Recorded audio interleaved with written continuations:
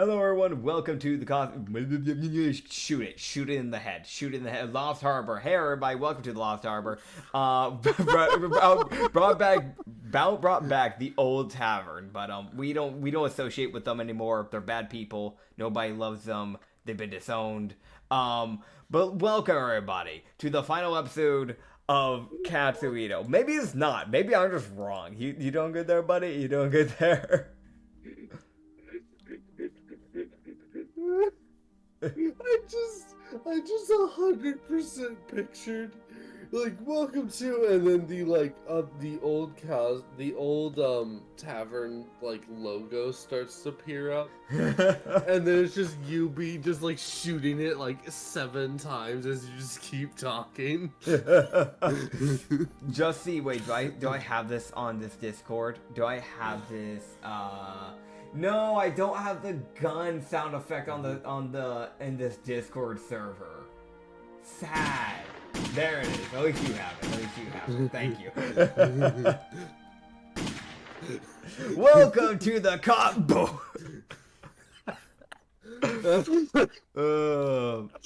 I started some music up and I was like, nah, this is not fitting for the beginning of this thing. This is way too calm music. I'm just turning the music off temporarily. But welcome. I am the host, Nitsify. This is my co-host, Acrid. What a way to start this episode. So for those who don't remember, we planned out the raid to go deal with the BBEG, which is a Oni that killed off a bouncer of mine family. So we're dealing with him. The raid has started. We've had a bunch of our bouncers going in with a bunch of gnolls from other noble that we know, attacking the place. There's a lot kind of going on. Basically, if you want a proper recap, just go watch the last video, because there is a lot of shit going on. There's different matchups. Some of my bouncers are dealing with other like big people from his party that actually had like proper designs. So, like, Czar's fighting a fucking bunny with a sledgehammer, so that's gonna be fun. Yeah, it's great. It's great. And it was pointed out to me that the most horrifying thing about that bunny is bunnies typically don't have slitted pupils. Mm-hmm. They don't. This one does, meaning it classifies as a predatory bunny. Mm-hmm. Yeah. I kind of just figured it was a demon bunny, honestly. I'm not gonna lie. That's kind of just what I figured. Oh, God. I'm dying. Hi, dying. I'm dead.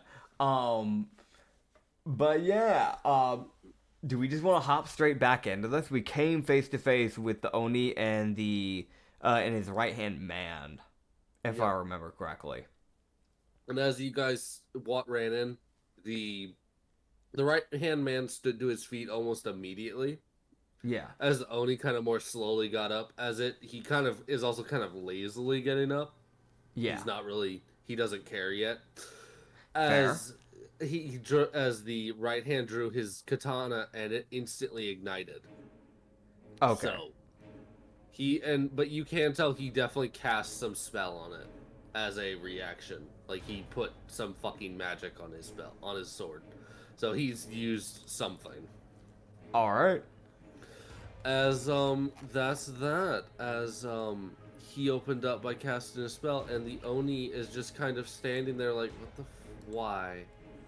Oh, you're back. Okay, here we go again. Yep, round 2. Bitch. Let's go. Yeah, let me see. Yeah, right. It was like, as the Oni would chuckle and go, this is going to be fun, as he would snap his fingers as initiative would start, as you would see a white aura surround him and his right hand. Alright. As everybody gets to roll initiative, and I'm going to roll this all digitally because I do not want to have to remember numbers. Fair. 13 for my initiative. How fucking dare you. Yeah. That's not good. I heard a roll. That's not good. Okay. Oh boy, that's a way to start. For those who don't know, So, I'll yeah. read it out because I can see the game log. Narmi got a 4 for her initiative, which actually, this is kind of a good thing in my opinion, because the thing is, right, is that as long as I can go before the majority of my people, I can give them the bonus from the commander standard for their damage. Yes. So Narmi got a 4, Mashin got a 6, Hazir got a 17, and Alice got a 13. So Alice will go after you. She just chooses to let you go first. Fair. All right. Well, that checks out. The Oni went first. All right. The Oni won initiative. And then. Okay, yeah, his right hand, and then it goes. Yeah, and then it goes. Yeah. You see it just get up on its legs and just walk away. The dice are just gone. Yeah, no, they really did. They Oh, really man. did. Yeah. Alright, so. And then you got Alice, and then you got Martian, and then you got. Fucking Nermy.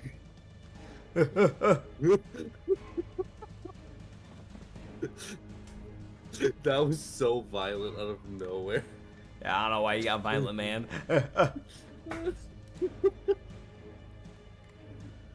Alright. So, first up is the Oni. Mm-hmm. Who he looks over. Just, what an interesting bunch of misfits. Why are you on my fucking door? You're calling me a As- misfit. You're from hell.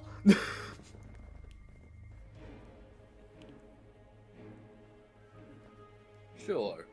As he just as he does what appears to be nothing. Okay. As far as Katsu can immediately tell, he does nothing with his turn as his turn ends. Okay. As other than the aura glow that surrounds him and his right hand, he's just standing there. Gotcha. Just kind of readjusting his gloves. As Hazir's up next. Hazir. As Hazir is going to go for the right hand, as it kind of makes sense, at least in his head, if Nermi and Mashin deal with, and probably Katsu help deal with the main guy, because this is more personal for Nermi. Yeah. Yeah. So he's like, I'm gonna deal with you so you get the fuck out of their way. Omir. Fair. As Hazir comes forward Mhm. as oh boy.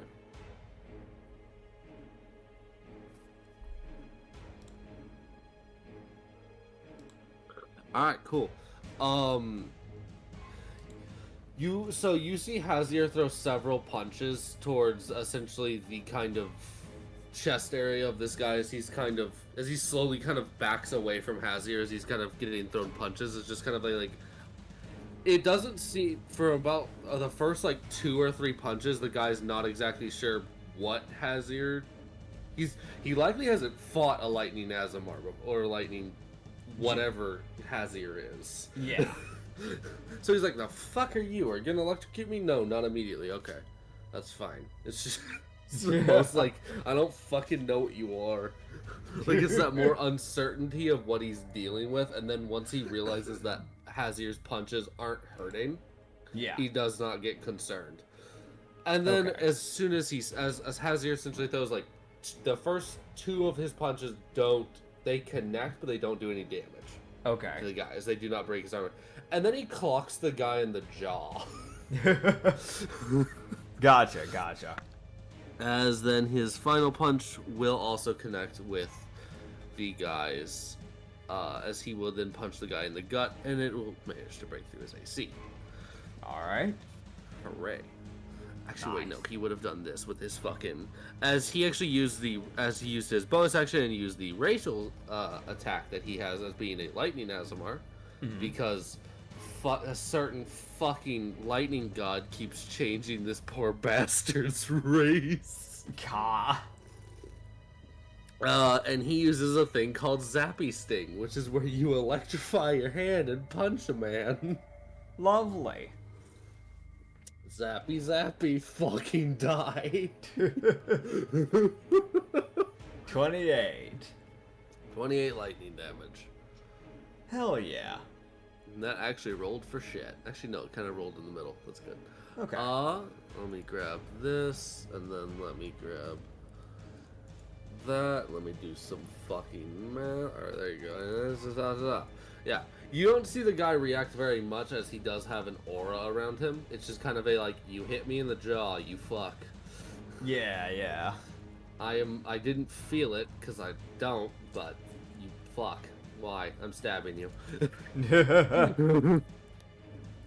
As the right hand then takes his turn as he takes his...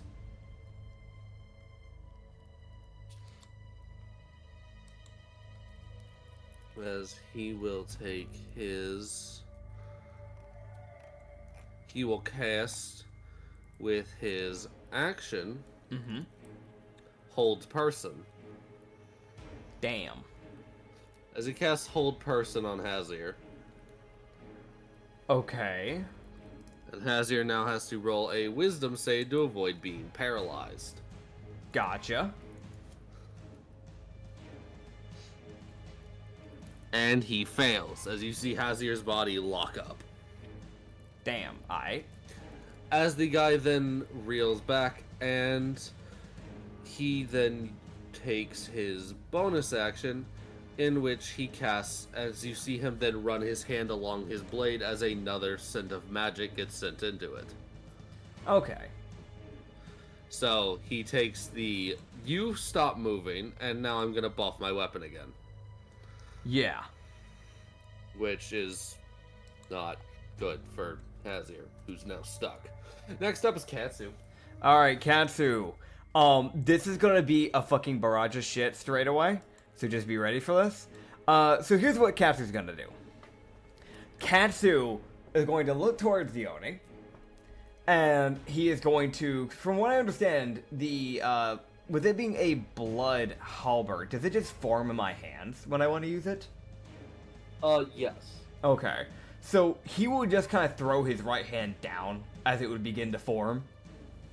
And the guy begins to feel as if things are a little funky as he casts with from my specials something that I always forget to use, Dreadful Strikes. So the next hit is going to do psychic damage in the process. And then with my bonus action, I put on my Radiant Infusion.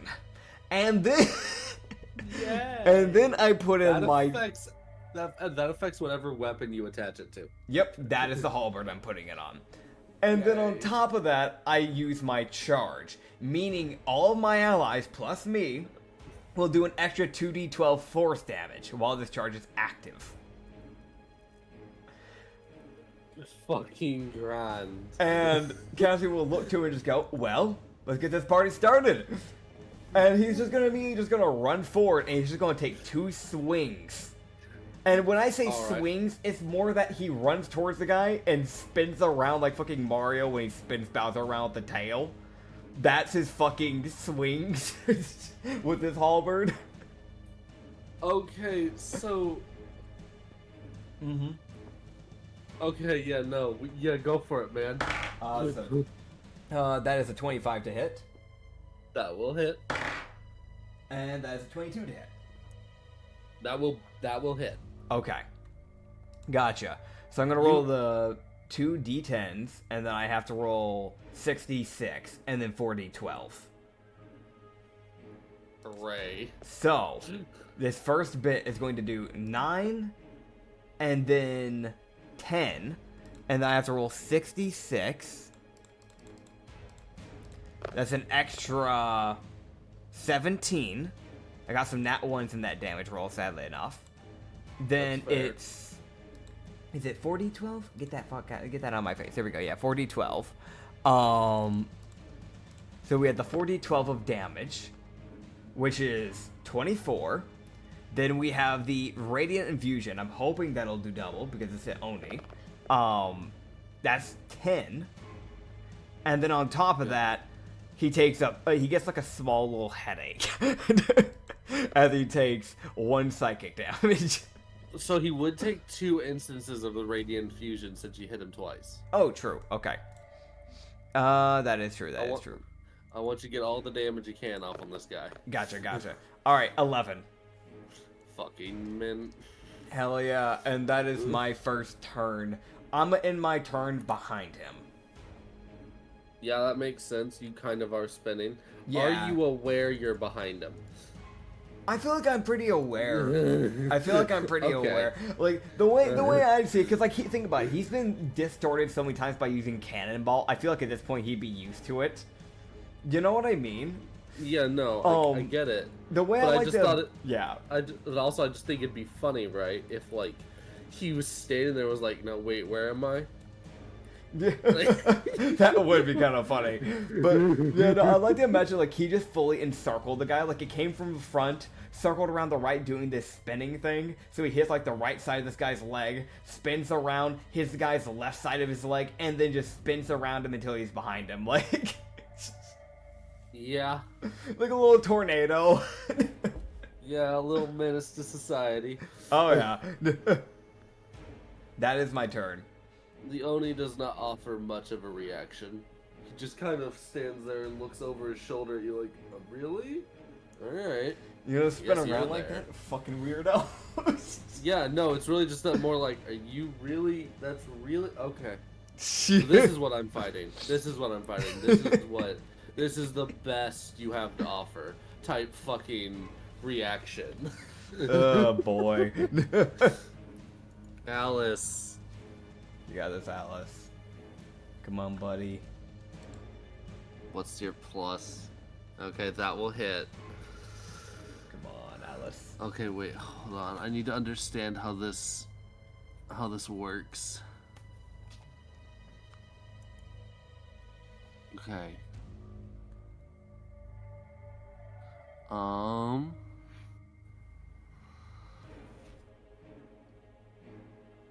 So, wait. Yes. Okay. So you would see Alice run forward.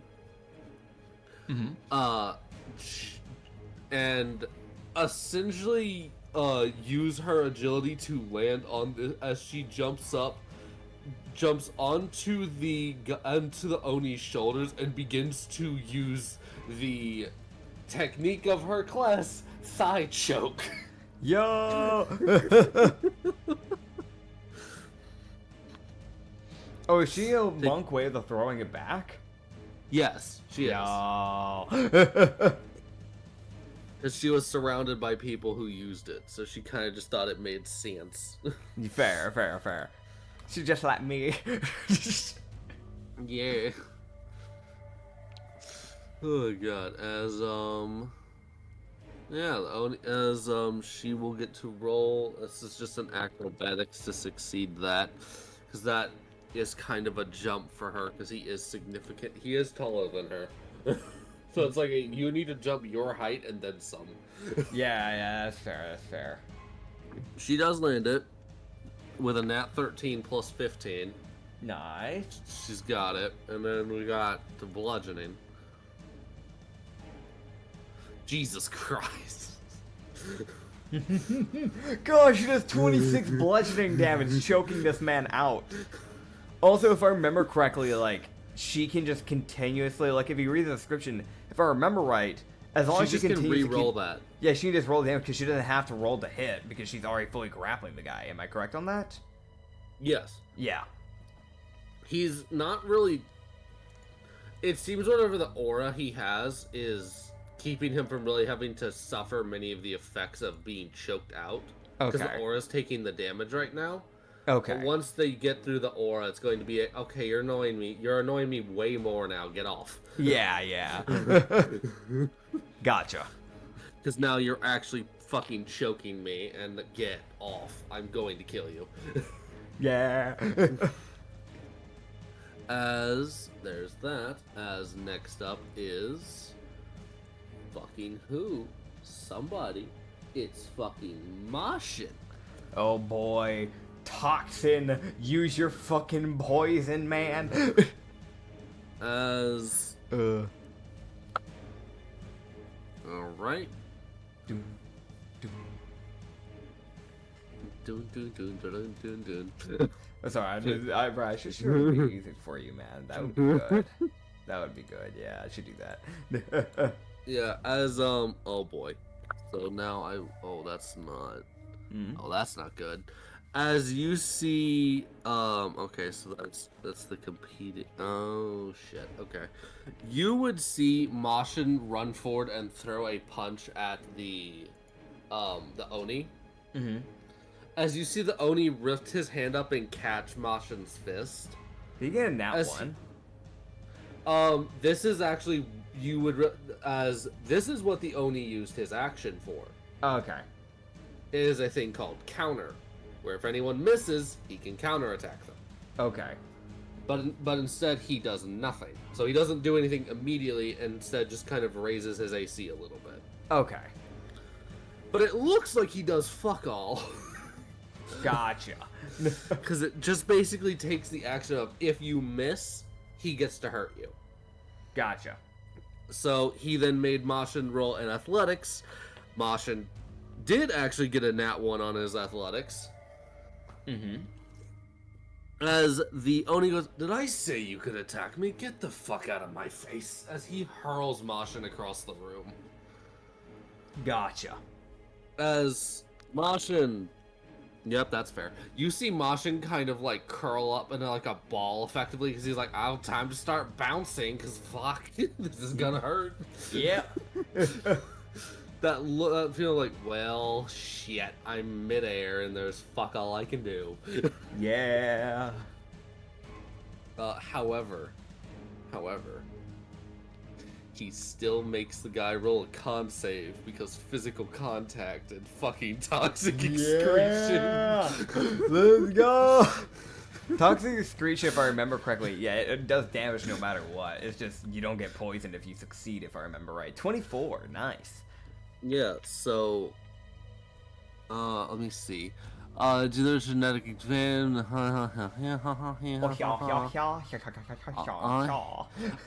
It does say like on hit it works, and I'm sitting there like, well, he hit technically. Yeah, technically, yeah. So I'll allow it because it's funny. Fair. Yeah, no, okay, so he takes a very small amount of damage because he did succeed the con save. Fair. But it's the most petty damage. He takes like 6 points. He takes like 12 poison damage. Oh boy. It's the most like petty shit. Like just the most really? Fucking really? Did I say you could fucking attack me? Get the fuck out of here. Oh man. As Martian ends his turn on the floor against the wall, which actually I need to roll dex save. How do you land? Yeah, that's gonna hurt. Here we go. Martian, time to roll bludgeoning against the wall. I forgot I had this item. Ooh, okay, I've got an idea for next turn. Also, Martian, don't take damage, man. What did man say? Don't take damage, man. Come on, stop it. What did man say? I heard also. Also, I remember that there was a item that I forgot I've had since like almost the beginning of the campaign. Oh, but of course. So I'm probably gonna use that. Oh. Good job. Oh, this is a thing. Mm-hmm. I just realized that I've completely forgotten of that something that Nermies had this entire time. Oh boy. DM did a derp, forgot she had magic. Ah. Huh. So she's an Eldritch Knight. Gotcha. I just noticed the fucking spells tab on the character sheets. Dude. Did you even give her spells? No. I didn't notice it. That's a sad Eldritch Knight. That is a sad Eldritch Knight. Well, to be fair, also, she hasn't needed them. Yeah. She's But gonna need them now. Dude, I genuinely looked up and I was like, oh, she's got spells? Why is she... Ah. Dude. Bruh. Those are... I think you forgot, like, the constant meme where people joke about how a blade-slinging wizard, that subclass, is literally just a ripoff of the Eldritch Knight, and it's just a worse version of it. Eldritch Knight Fighter is legit just a good wizard, like, melee combo. Yeah. I just...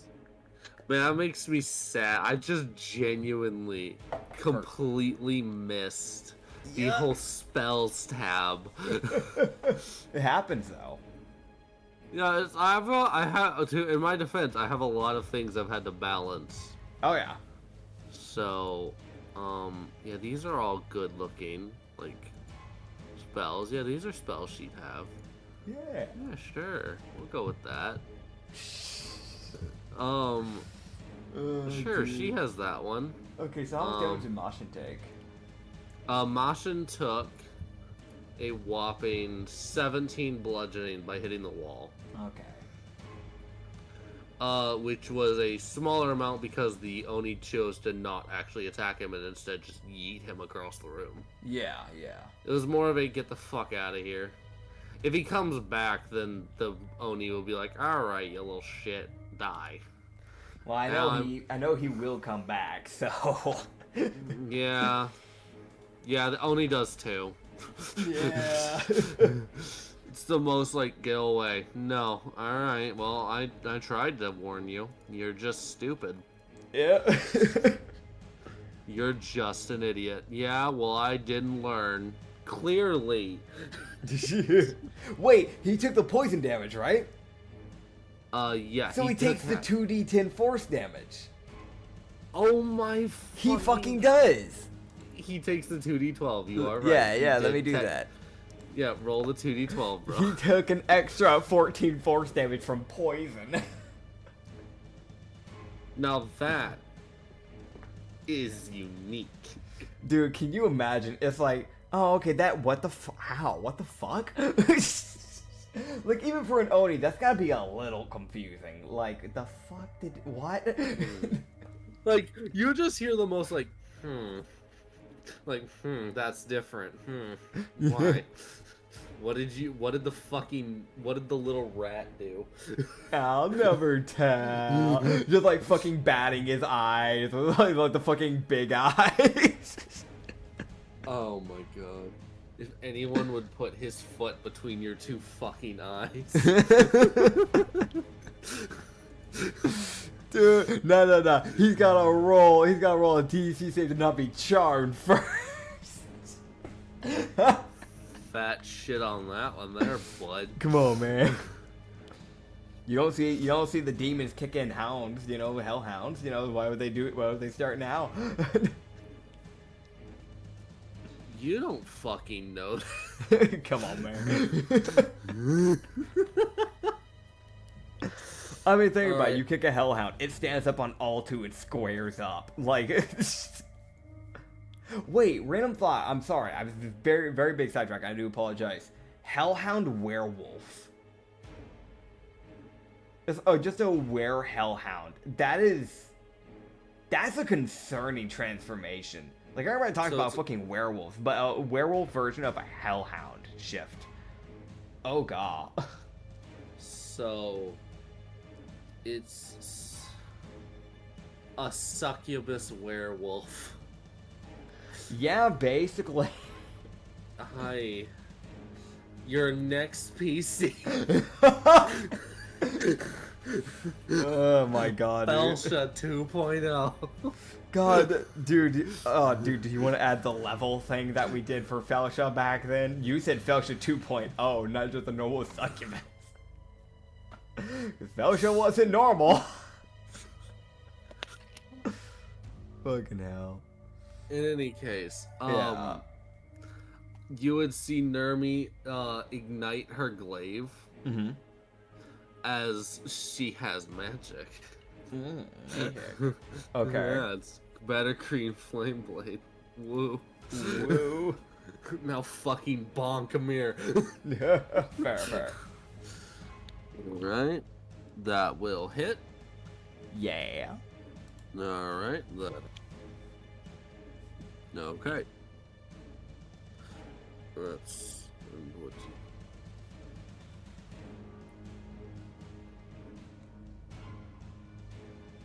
Alright, so you would see Nermi would take a stab at the Oni for her first attack, as the end of her spear essentially, like, it stabs and kind of glances off of him because of the aura, Yeah. but it still clearly, like, hits the aura and kind of cracks it a little bit. Yeah. As it deals...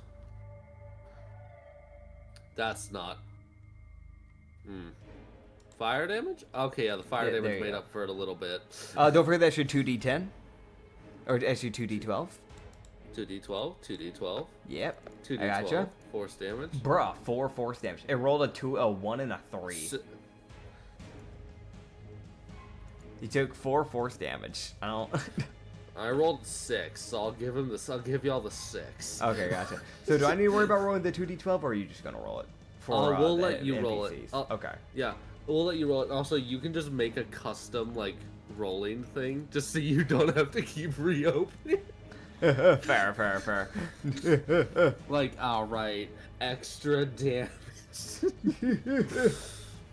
I have literally done that just so I don't have to keep going over the tiny dice icon. Fair. So you would see Nermi take a stab at him, dealing the 6, so 11, and then there's that, so that's 28 damage. Nice. Her first stab. Hell yeah. As you then see her take a second stab, which he would just kind of knock to the side with his hand. Okay. As he then takes a last stab, in which he kind of blocks it again, and you hear him go, "Still using your father's spear? Fucking weak." And he just knocks her backwards. Bruh. Alright. As she failed to hit him twice, and he just knocked her away after the last hit. Gotcha. As she will roll a strength save. Yeah, that checks out. That's why she was on her. She is now on her ass.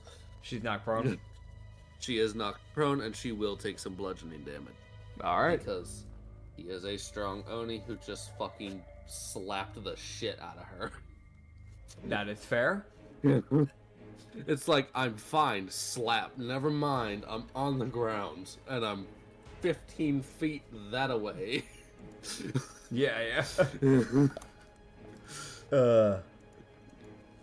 that is Nermi's turn. As it rolls back around to the Oni, Okay. who turns towards Katsu, Uh-huh. looks at her and goes, "You're an interesting sort. Not quite a noble, not quite a fighter. Why I'm of all me. blazings are you here?" Better question, yeah, why would you kill someone that you have no right killing in the first place? "I have all rights to kill them." And I have all rights to kill you in that regard. Fair enough. Exactly. Alright, that's the end of his turn. I love how they really just agree, like, yeah, no, I mean, you killed a guy. Where's your right? Oh, you have a right? Well, then I have a right. That's it. In the store. Yup, and he doesn't give a shit, so he's like, fair enough. Yeah. It's an Oni, I don't feel like they would really care. Yeah. But it's also like, when you use their own logic against them, they're like, Oh. fair point. Valid. I accept these terms. Now die.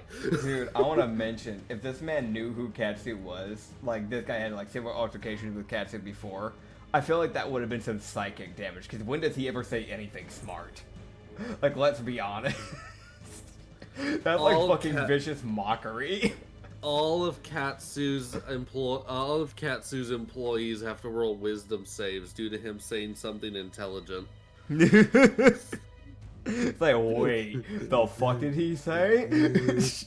Katsu himself takes psychic damage for thinking too much. Dude, for once he used all 13 brain cells because he has a intel of 13. For once. God. Oh god. That's so dumb. Alright, Hazir's up again. You got those, Hazir. Come on, man. Hazir. Do your con save, buddy. Ooh, boy. Wait a minute. Hmm? Oh, no. What? I just understood. So, okay. That's bad. As, I just realized Hazir could do something. Yeah. He can effectively do the same thing the Griegers can, where for Griegers they bite a lot for their unarmed attacks. Mm-hmm. He can go Zappy Sting a lot for all of his unarmed attacks, which do a lot more than the normal monk punch. Yeah.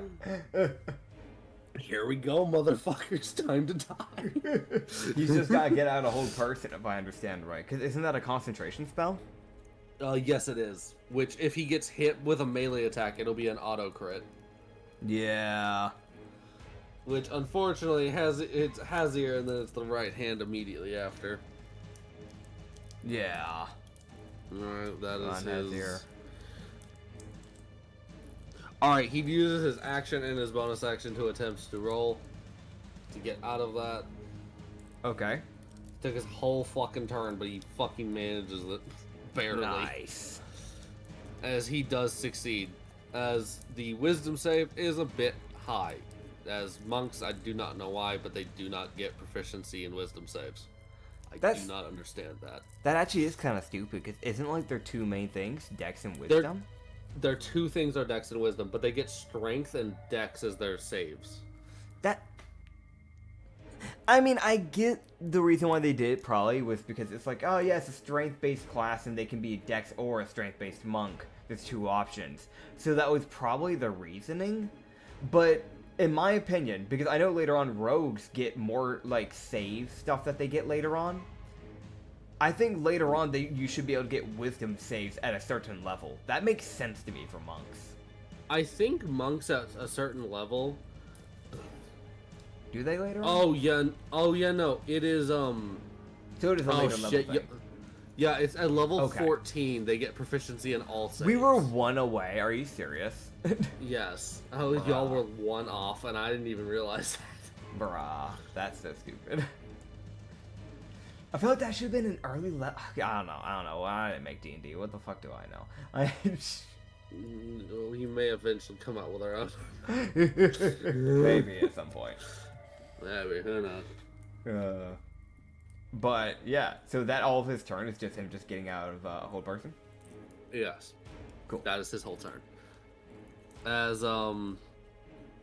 he will then use a fucking reaction of stop it. That's it. He just Stop it. Get some help. Fucking quit your shit. Dude, can you imagine? It's just the most like Hazir uses vicious mockery. What do you mean? Well, with his -2 in charisma, he said some unholy shit. What do you mean? Just like everything censored. Every single word he said just got said. It's like, oh my god. Like even the Oni like had to take a step back and be like, dude, you gotta chill. What the hell? You've seen some shit, bud. You can't say that. That's not okay. The fucking Oni saying that. That's not legal. The fuck you know about legal? Bro, I don't think they're even gonna set you in hell after saying that shit. Oh my god. Dude, he fucking dies. His soul's just stuck on the mortal plane because he literally, nobody will accept him. Heaven won't take him, Limbo won't take him, Nirvana won't take him, and Hell won't take him. So he's just sitting here like, So, can I die? No, we're not taking you. Fucking please? Brother gets cursed to be ignored by the gods of death. He's just fucking immortal. Dude, he's had a fucked up life, man. Don't give him one more thing to have to deal with. Dude, I think he would destroy the world. Like, I think that might bring him to his breaking point as a human, as a person. Dude, the new BBEG. Like, we thought Rashi was gonna be a problem. We haven't even seen Hazir yet. Technically, he'll live forever too, because he's an Azamar. You know what's worse about this? Is that there's another lightning person also cursed, cursed. He was blessed by Arkin, Hectos, an old PC of mine who just wanted to make a village. And now he's a fucking walking lightning remnant that roams the mortal planes, leaving only destruction. You know, it really almost seems that every time Arkin does anything, is a problem. He only scars people, man. I'm glad he's not a god anymore. I mean, he's basically a fucking genie now, so it's kind of worse. Now he's not restricted on what he can do. He's a god with no restrictions, which is so much fucking worse. Oh god. What did he choose to do with himself? He made a carriage that sells shit.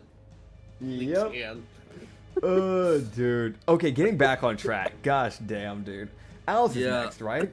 Or no, it's the right hand. Yeah. Right hand takes a swing at Hazir, and those will both hit. Damn. As he essentially does an X cut across Hazir's chest. Okay. I will now need to roll the fucking damage. And I need to remember what Hazir is resistant and not resistant to. Okay. So that's what his resistances are. Got it. So that'll do fuck all for him on this one.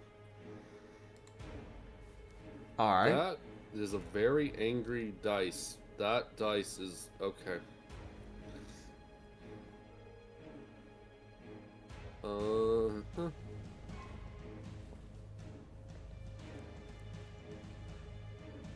Okay, so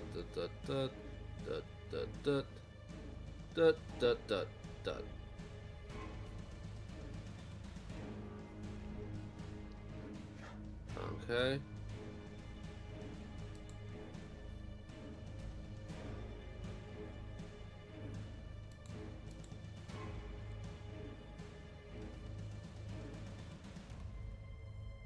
As I'm gonna do that, which means I'm going to do this.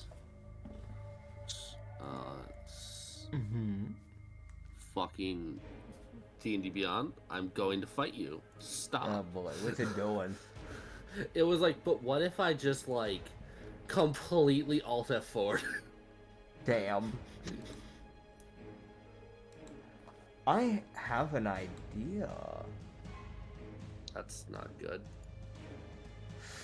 Ooh. The only problem is I don't know what level. Oh man. So I have a thing. And the problem is I don't know if it'll work. I have a thing called Dispel Magic. And I was thinking about it. That aura is a magic. That little protection field that Oni has is magic. Yes, he has it on himself and his right hand. And I was thinking about it. I was like, you know what would be funny? What if I just dispelled it? You could try.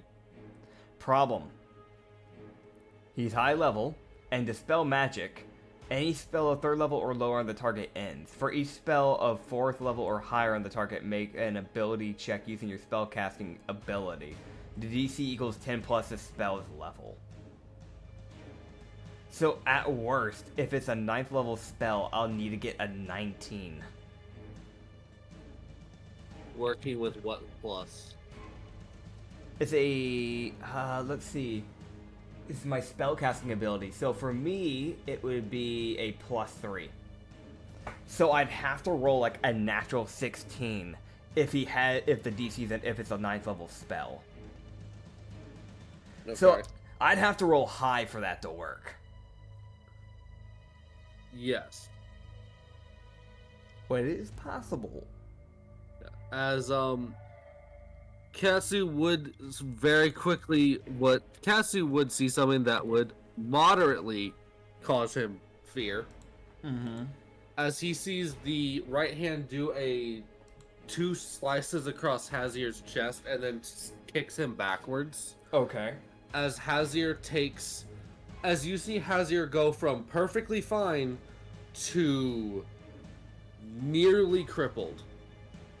Okay. In 2 hits, as his health drops rapidly. Okay. As he stumbles back.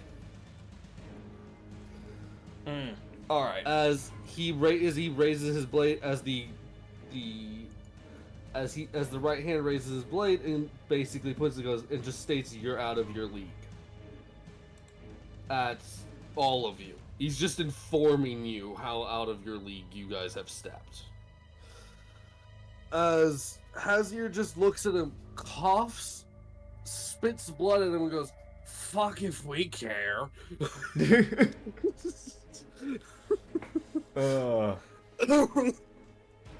And it is that thing of like, yeah, he's talking, but you can tell that fucking hurt. Yeah. Ow. I'm not taking another 2 hits like that. Yeah. As stacking magic can become a problem, which actually, wait, Hazier, I need you to roll 2 con saves, bud, to see if you're burning. Fair. Okay. Yeah, okay. What's the save DC? I need to double. Okay, yeah. Okay, so he's on fire. That's just. He's very calmly on fire. Alright. Like,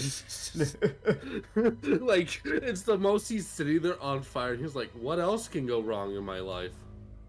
Like. My race changed 3 fucking times, and now I'm getting my shit kicked in by a wannabe samurai. Alright. Katsu's up. And here's what I'm gonna do. I'm going to, with my bonus action, I'm going to cast Healing Spirit, 3rd level. It waddles away. I'm gonna have it go to Hazier. Yeah, that's where it's going. It's waddling away towards Hazier. It's like, you don't need me, bitch. It'll heal him for 11. Hooray. Which is almost max. This little shit's gonna be needed. Yes. And then main action. So like, I feel like Katsu would have looked at that and just like, go help. And then look over at the Oni and just go, hey, how confident do you feel? Let's change that. And he's going to try and dispel it. Okay. So I'm going to pull out a special dice for this. Oh my god. Let's go with this one. Hey guys, in case you were wondering, yes, dice do have personality. Some of them will fuck you over for fun. So I've pulled out my black and red dice, which is known to be one of my better dice. This is the one where I got a nat 20 on a boss that was supposed to have been a problem, aka the genie. It's also the one that I used to deal with the BBEG and Mirio's campaign. Yeah, which you rolled like, I don't know, like 3 crits. It was fine. So we're gonna see. Fucking sweet. Okay, so I rolled a natural 18. And it's a +3, so it's 21. The DC for the spells goes a 10 plus whatever the number of the level spell is. So if it's a 9th level spell, it would be a 19. And I don't think there's anything above a 9th level spell unless you homebrewed some shit. So 21 is the thing that I got. So this thing did actually. So are you dispelling it on the Oni or the right hand? The Oni. If we take down the Oni, then it's not going to help out. Because also, when we actually start hurting him, he's going to have to hold concentration to even do the thing for the right-hand man. Yeah. Okay. So, you do actually dispel it, which Katsu would be able to... Because I did add this to dispel magic, when you dispel something, you gain the understanding of what you just dispelled, just in case you didn't fucking know. Yeah. Because it's like that thing of, I'm aware of what this is now. That's neat. Thank God it's gone. Whatever it was. Moving on. Yep. He had cast, and it counted as a 9th level spell. So yes. You did need a 19. Good job. Yeah. It was armored. It was armored temp health. Okay. So from what you can gauge, all damage that the temp health was taking was being halved. Gotcha. That's what I was kind of getting the vibe of. It was that thing of you're looking at like, these fuckers are not flinching. Okay, this Oni's done some shit. No wonder you're a fucking problem. Yep. Now, if I remember correctly, magic takes a full action, right? Casting a spell does, yes. That would take your action. Gotcha. And I already did my bonus action with the healing, so that will be the end of my turn then. Yeah. The healing spirit. Yeah, it's gonna vibe near Hazir. It's like, you're dying, stop it. Yeah. Quit your shit. I feel like as he's ending, he would just yell to Mashin, "Go help Hazir, we've got this." Alright, Mashin would give you a nod as he's starting to hop to his feet, as Alice goes. Alice just starts fucking strangling the dude. Yeah, get him! How many rolls of damage is she doing here? Because that's how many D12s she's doing too. Fuck, the D12s too, yeah. Yeah. So she just uses thigh choke twice. Okay, she's just sitting up there. So she'll do an extra 22. No, that's not right. Why is my bit not showing up? 30 force damage. Oh my god, look at what she rolled for fucking thigh choke. 25 bludgeoning from thigh choke. And 22. Yeah. So her turn alone did. So wait, what was it? Okay, so it's 30 plus 25 plus 22. So 47 plus 30, 77 damage. What the fuck? That's not the right way that the health bar was supposed to go. No. I accidentally added. No. Bruh. Brother. Don't. We have enough problems. As, okay.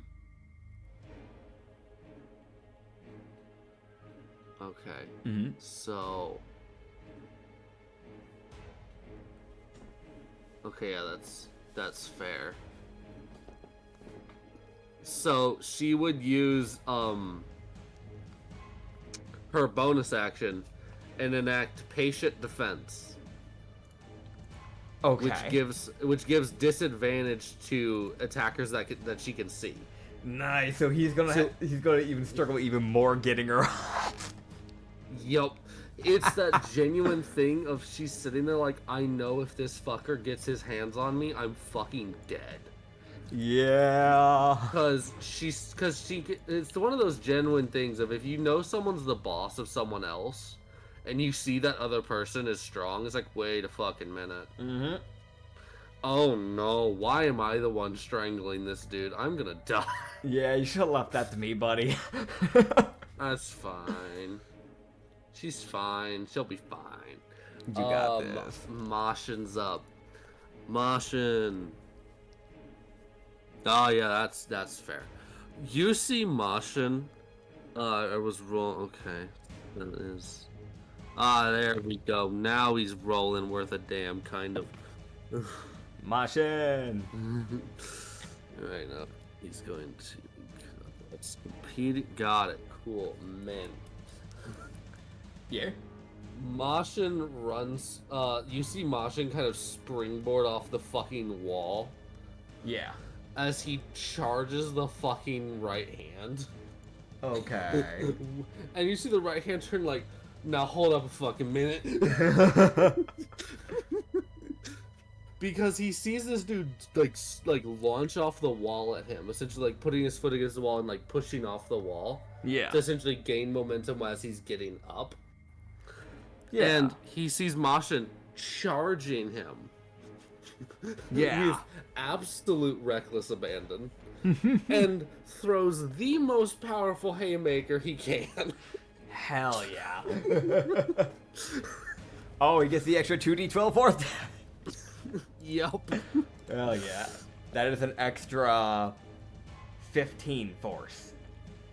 Alright, as Mashin is gonna throw, and he punches the guy in the face with a haymaker. Con save, you little shit. Fucking asshole.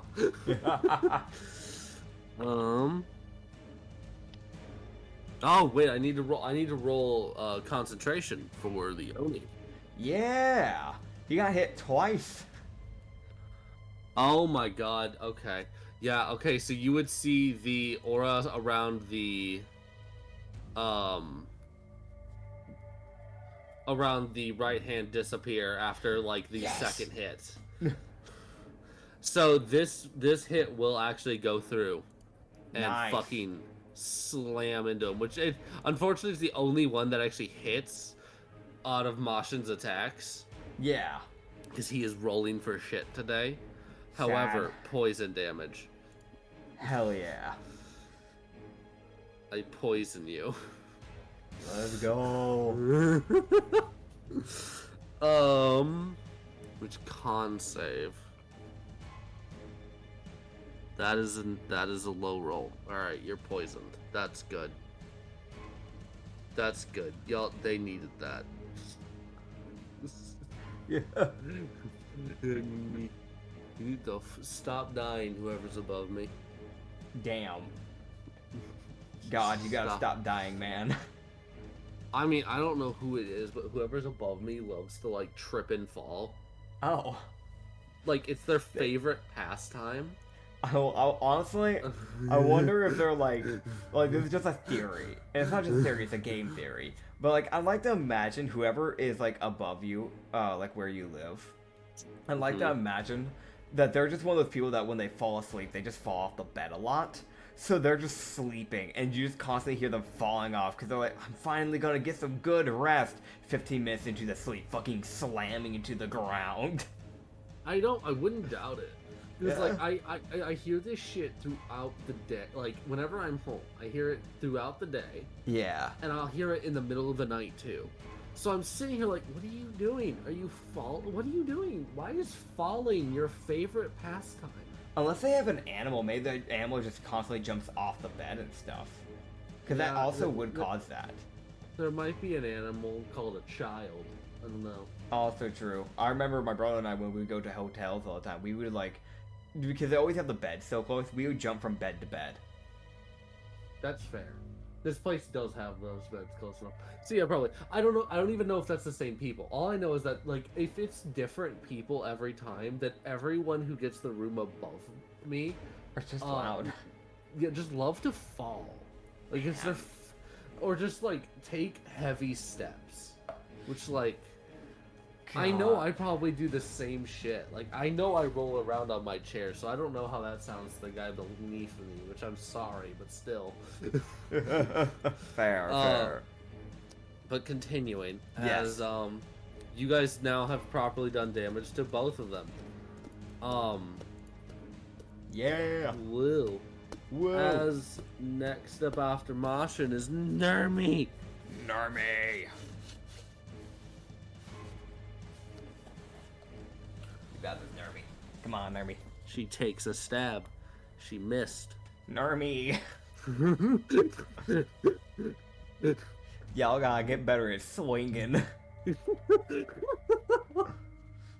This whole fucking party's rolling for shit today. Yeah, what the hell? Roll better, y'all. Roll like me. I shit you not, Mashin is attacking 4 times every turn. God, dude. And every time he's only hit once. Jeez. Like, it's not... He's fucking struggling. And it's not even like, oh, he's rolling like 4. Like, he's rolling bad. Yeah. It's not like he gets a nat 1. It's more of a, like, he got a nat 2. It's almost as bad. But Man. he didn't get the shit kicked out of him. So stab, it missed. Stab again. It didn't miss. Stab again. It didn't miss. Stab again. It missed. Oh, man. So how many hits? 2. 2. Okay, so roll 40, 12. And she does an extra... Dude, she did bad damage, too. 25 force damage. Oh, man. I mean, to be fair, there's a fair amount of trauma related to this guy for her. Yeah. She hit... So it's... Yeah. It's kind of reflecting in her damage and being really low. Oh, yeah. For those who don't know, she rolled a 10 and an 8 for her 2 glaive damage, and then a 16 and her 10 for her better green flame damage. Yeah, which is, not great. She's rolling below 3d8 plus... So 20... No. 3d8? 24 is the max. Yeah, 26 is the max for both of them. Yeah. And then for her glaive, her max is 14. She's rolled low on almost all of her attacks. Yeah.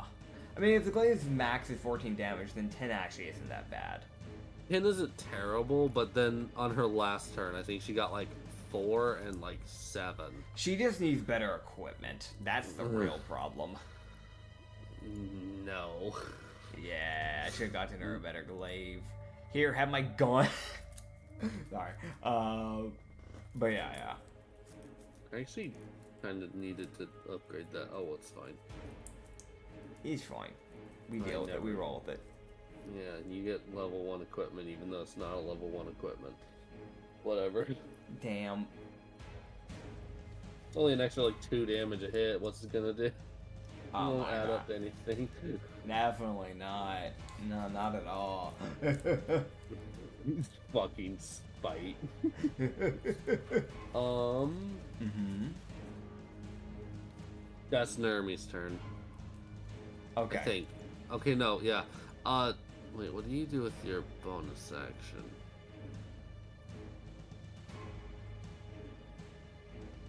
Yeah, she'd do that. Yeah, that's an option. No, that's not an option. What are you doing? No, that's dumb, me. That's not an option. Dumbass. Damn.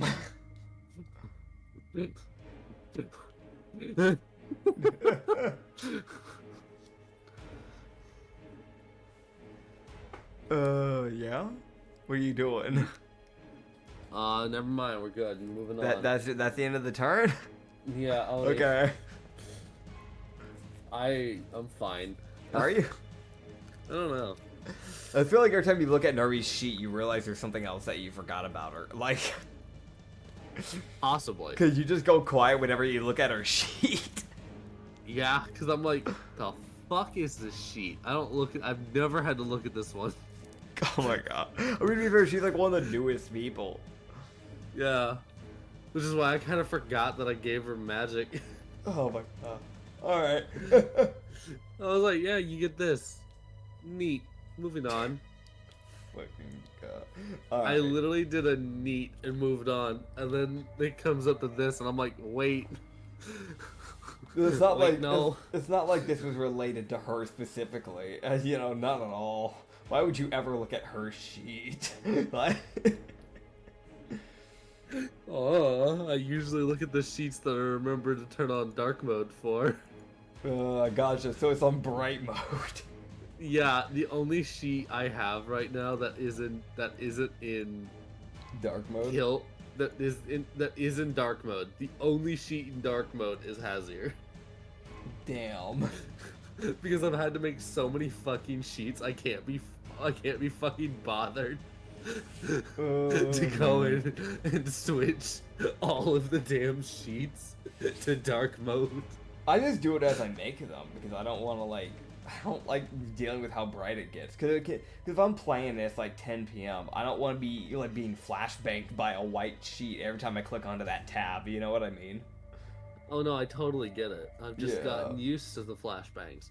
Dude, that's not a good thing. Alright, No, so... alright, so Oni. Oni's up. Yeah. Alright.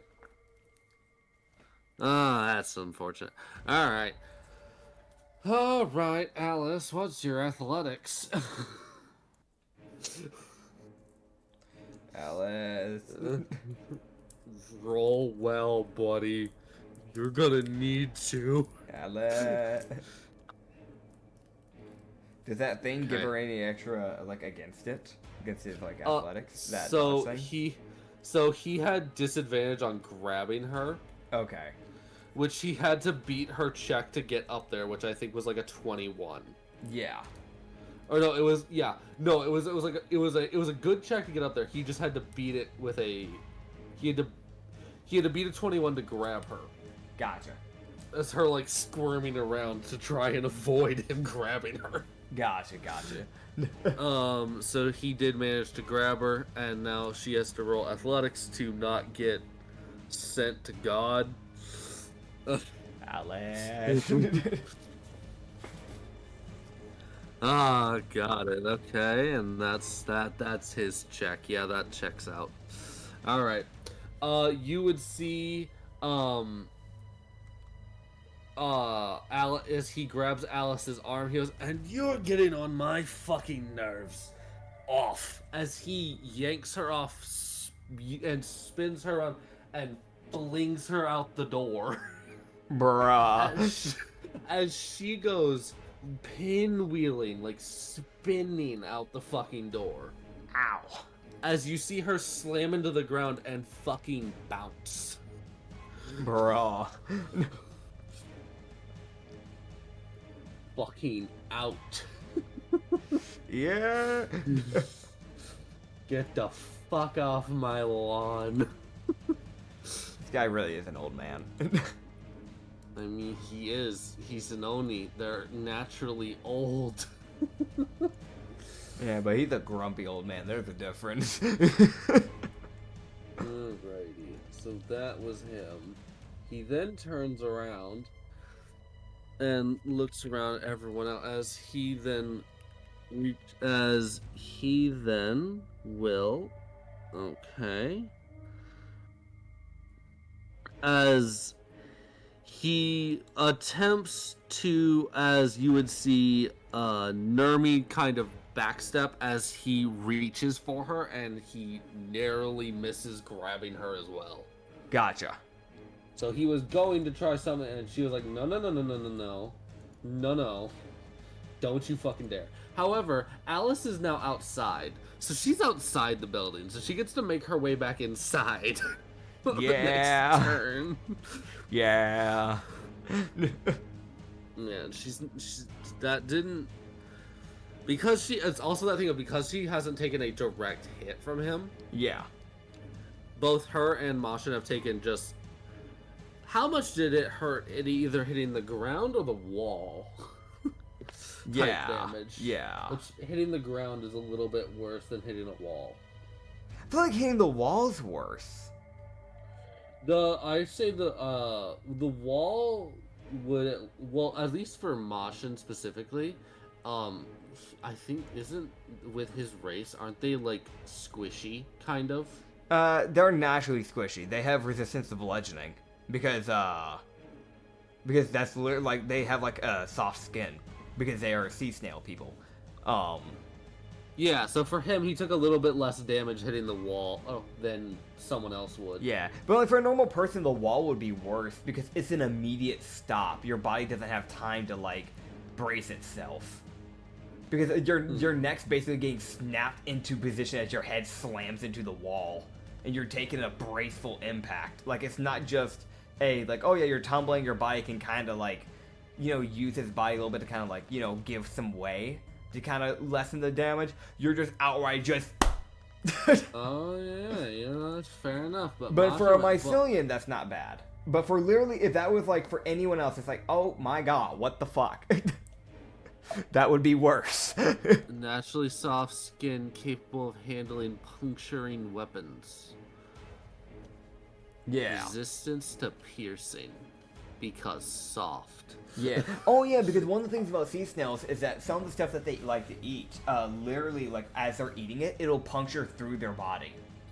So that's why I was like, yeah, no, this makes sense to give myceliums this. Because, like, I know, like, if I remember correctly, one of the things they like to eat is sea urchins, and those things are literally just spiky, like, all around. Yes. So I was like, yeah, no, you would be able to handle piercing pretty well. Yes. But yeah. So yeah, that is then there is. I believe it's Hazier's turn. Yes. Yay! He's not paralyzed this time. Yay, he finally gets to do Yes. something. Yes. He's fucking annoyed with this bitch. Fair. He's now going to punch him 4 times with lightning. Do it. Here we go. Time to roll fucking to hits. Don't fail like Moshin. Oh man. Come on, Martian. So how many to hits does he get? It's 4. I mean, about like how many does he land? He landed 3 of them. All right, so I get a roll 6d12 of force damage. Oh, As boy. he does 38 force damage. That was, I think, under average. Because the max could have been 72. Well, No, don't it's slightly worry. above half. It would have been 36 would have been half. So, no, it's slightly above Yeah. half. And then you have what he rolled for his fucking punches. Which was not much, I'm guessing. 33, 26, and 31. Nice. He's just electrocuting the shit out of this guy. Yes, really. It is extremely personal at this point. It's like, bam, it's not that personal. No, you don't fucking understand. Yes, it is. Come here. You made it personal. Fucking come here. I am the better 100 right hand, not you. Yeah, 133 damage. Hell yeah. As next up is the right hand, Alright. who can now choose between Hazier and Moshin on who he chooses to beat the shit out of. Yep. Which you would then see as his as he uses his bonus action and casts another spell on his fucking sword. Sir, I'm gonna dispel your shit if you keep it up. Don't think I won't. He'll dispel your life. Like to see him try. Well, the problem is you can't dispel all the magics. You can dispel one of them. What do I have to do to banish this man? Dispel life? Like what level spell is his life? 13. I don't know. Damn. Alright, so I gotta get a 23. Natural. Damn. That's fair. Get a natural 21 and then maybe. And it's like, wait. 21-sided die is fucking wild.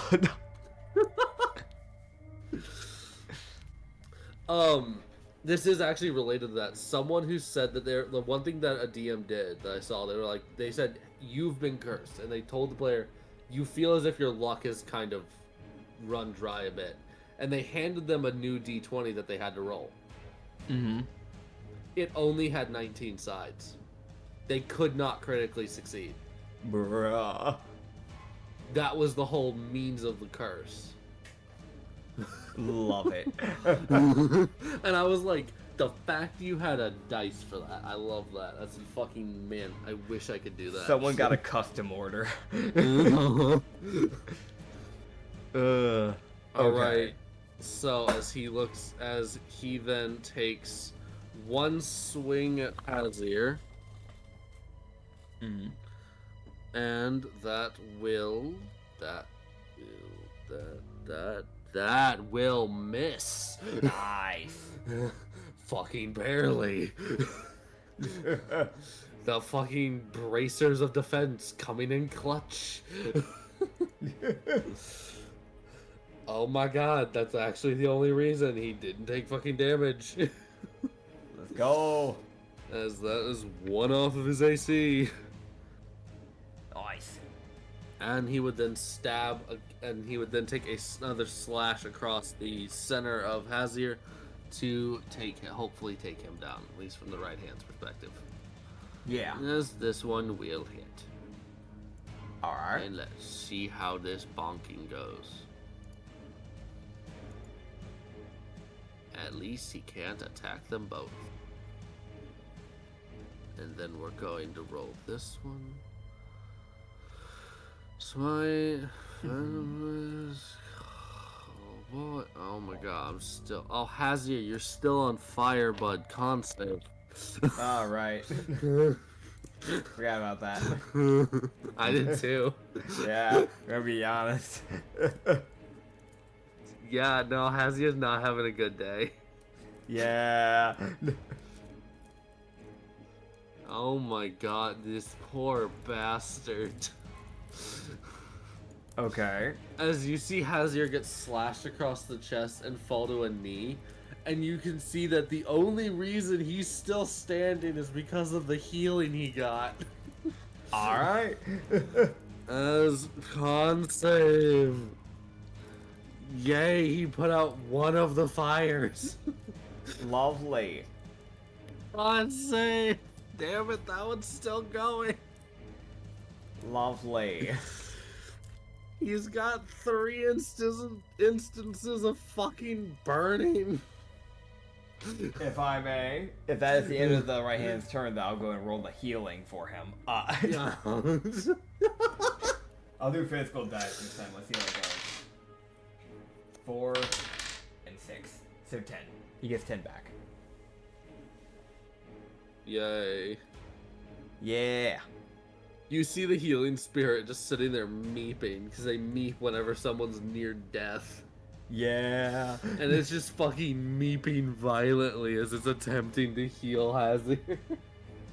Checks out. Checks out. Hazir's just like, I'm fine. I'm definitely not. I'm fine. It's fine. I'm definitely not dying. Holy shit. Is that the end of the right hand's turn? The right hand's turn he did buffing and slashing, so yes. Okay, yeah. So it'd be my turn then. No, it's Alice. Yeah, no, it's yours. Yeah, okay. So remember I told you that I had an item that I forgot I had for the longest time? Mm-hmm. So it's something that I'm supposed to put on my weapons, and I had 24 uses of it still left. Oh no. As I pull I know out what it something is. that you said over time, the more it sat, the more dangerous it would become. Uh-huh. As I pull out the poison flash dip from the beginning of the campaign, that last time we updated it, it did 2d8, and it smells rancid. I don't know what type of damage it does now, but I grabbed that, and with my bonus action, I'm going to pour that all over the halberd. Okay, so how am I gonna do this? Because I was really hoping you weren't gonna pull that fucking thing out because of what it's become. Okay, so con save Okay. for everyone in the room. Alright, so for me, that's a dirty 18. Okay, Alice has to roll as well when she enters the room. Okay. Okay, so let me. Oh my god. Okay, yeah, that's fair. So current. Okay, so got it. So only Katsu succeeds out of his party. Okay. As his entire party falls to the floor, retching from the smell. What about the right hand man and the Oni? The right-hand man also falls to a knee. Oh, dude. As you smell the most vile, God-forsaken. The gods have deemed this wasn't real type fucking smell. It smells like a skunk. Dude. Crawled up its own ass. I feel died like... in the desert. And then was left in the sewage for a year. I feel like if this got to sit any longer, it was gonna start getting some sentience. So I'm glad I used it now. Dude, Katsu does that, pours on it, looks at the Oni and goes, "It's just you and me." I want to mention, there is definitely that scrunch in his face of he's barely standing.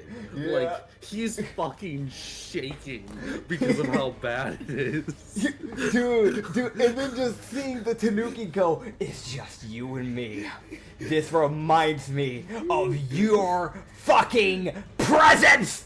And he swings for the nose. Just twice. So, disadvantage because that's a nose. That's a very...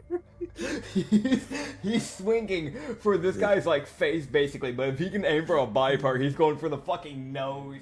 Like, so in other words, because of that height difference, he's basically doing jump swings.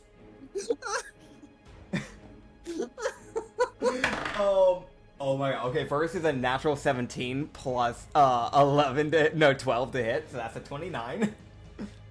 God. And then a nat 20!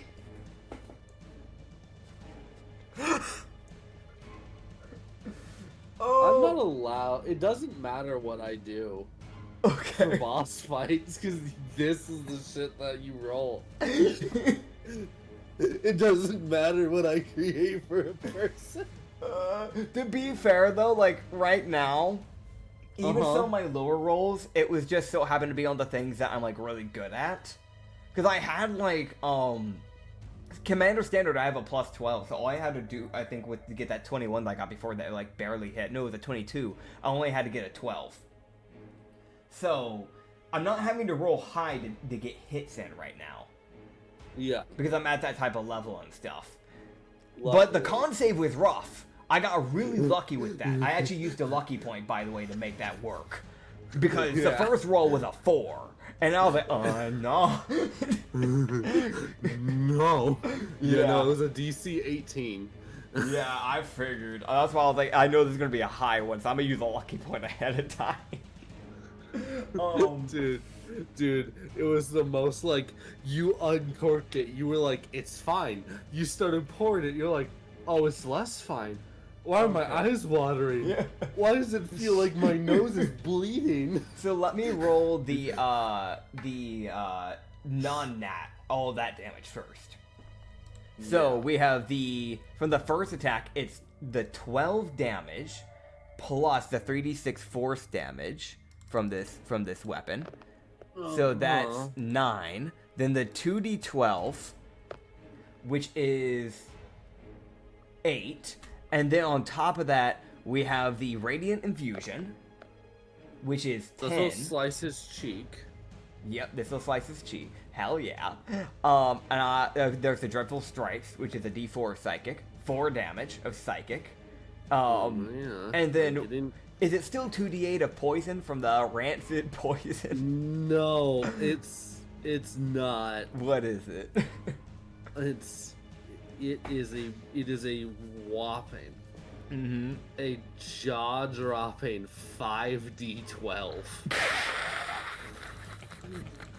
5d12. Okay, so this one, the non-crit, does 39 poison damage. I want to mention this to you. Mm-hmm. Everyone who failed the save is poisoned. Ah. Affected. Like, they're poisoned in the fact of, like, by the smell alone, they are immobilized. Gotcha. But luckily, they're not taking damage yet. It's when they start suffocating that it's a problem. Okay. Gotcha. Because if you know anything, they can't fucking breathe right now. Yeah. Well, on the bright side, the Oni's on me now. And he's fine. He's fine. Barely. Okay. He gave you the look like, what the fuck is that? It's my special brew. All right, now for the commander standard with the crit. Now I'll let you double it. The natural, the undoubled is 15 slashing. Here we go. 13 force. And then the extra 2d12, so that's another 12.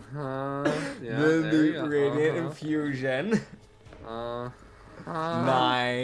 Then the 60-12 of poison, which is 5d. It's supposed to be 5d12. 5d12. Okay, so remove the last one. The last one was a 5. So 40. 40. So that's technically 80 when that gets doubled. And then lastly, the psychic damage from Dreadful Strikes. 4. It got maxed, so technically 8 psychic. And that is the end of Katsu's turn, as he basically just jumped twice, spinning like fucking Sonic the Hedgehog. As he slashes the Oni's cheek twice. Yeah. That guy got a good whiff of that shit too, up close and personal.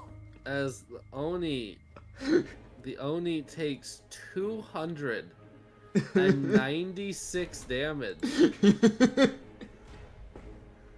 Because you kinda dispelled his main fucking gimmick. Yeah, my bad. And then I strike a pose. He's sending you. You know the same pose I've been trying to strike and Felsh always sends me through the blood wall. That pose. The fucking wink, tongue out, hips thrown out to the side. Like... Alice runs into the room and collapses and does not get up. No, she got an 8. I'm coming. I'm coming. Yeah, no. She walks in and falls and is just dead on the floor. Moshin is unmoving. He failed the save. Nermi. Random question. Because he naturally excretes poison. This is not something I took into account with a mycelium. Would they have advantage on poison stuff? Because they already naturally put out poison. So they are immune to poison. So here's the problem with this, right? Yeah. It's more of a fucking smell that's a problem. Okay. Like your body is their bodies are trying to get rid of it because it's so potent. The body thinks it's eaten something. Yeah. Like, gotcha. It is fucking debilitating. So, it's really like, as much as I want to give him advantage, I fucking can't. Alright, this is fair. Dude. Because a certain motherfuckers held on to this shit since session 2. They've really been since session 2. I think so. Or this was session 1 gift from Ronrick. It was one of the two. Well, no, So I made it. I remember making it, I'm pretty sure, during the travels. Very, very early on. I think this was back when you, like, picked up a Laura type fucking early. Yeah. This is not a fucking... Oh, it's just been a few minutes. No, motherfucker, it's been a few months. That shit expired months ago. I am a threat to society. Yeah, and you're gonna stink for the next 2 years.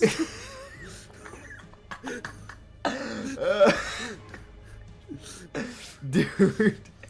I hope Yavina's watching this shit just so she can see what horrible monstrosity Katsu just unleashed on the world.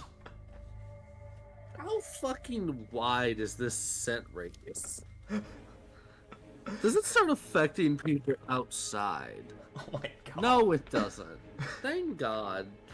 The wind is going the wrong way, dude, so it can't. Can you imagine Czar and the rabbits fighting? It's like, alright, we're gonna... Oh my god. Oh. Like, it'd probably be worse for the rabbit, because they're, like closer to the natural door's height, so it would have gotten more near their height. So Zar would at least be, like, because of Titan size thing, he wouldn't have as much of a trouble. But, like, that smell's still there. Yeah, and because of how heavy this smell is, it doesn't rise like most other odors and shit. That's what it just kind of sits there. That's what I was imagining. That's why I was like, yeah, no, Zar will be fine. But that fucking rabbit. Because rabbits, if I remember correctly, rabbits have a very keen sense of smell. So it really would be like disadvantage. You might just be on the floor dead already. Like, same for Romerick. Yes. So literally everyone is forced to skip their turns. Like, Alice's turn is skipped because she failed the save. Masha's turn is skipped because he failed the save. Nermi's turn is skipped because she failed the save. Until they succeed, they cannot get up. Oh my god. That is fair. Will the DC slowly go down? Because I think that would make sense, because eventually the, like, smell would start to fade. So every time it comes around to your turn, Okay. it'll go down. Gotcha. But really, it comes down to, like, it's still within 6 seconds of that bitch being poured. Like, that shit is still pungent. Dude. Dude. This is why you never give me anything in D&D that has an odor of some sorts. Because I forget about my items, and then I look back randomly in the middle of a random fight and go, oh, I have this, let's use it! Like the stuff in the orc camp, like I forgot about, what was it, the stealth potion or whatever I used that just destroyed everything about that place. Because I hold on to items for so long that even the DM forgets about it. Yeah, no, I knew you had that poison. I was, like, moderately keeping track of, like, okay, is it expiring more? Yes. Alright, how bad? Oh, it's bad. Okay, is it, like, okay, yeah. Oh, God, please fucking throw it away?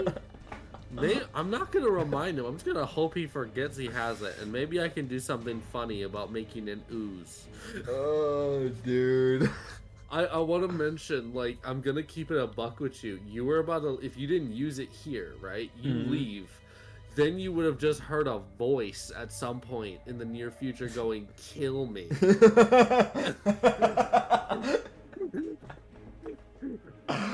Oh my As god. the most vile, toxic ooze creature crawls out of your bag. Oh my god. Okay. And it was a tiny ooze, so it wasn't gonna be like a big fight. It was just this, like, do you survive its smell that will never lessen because it's sentient. Oh man. Okay. So every time you're in this damn thing's vicinity, you have to roll a con save. God. DC fucking 19 to not fall over. Oh man. If it became sentient. It's a DC 18 right now. That tells you how close you were.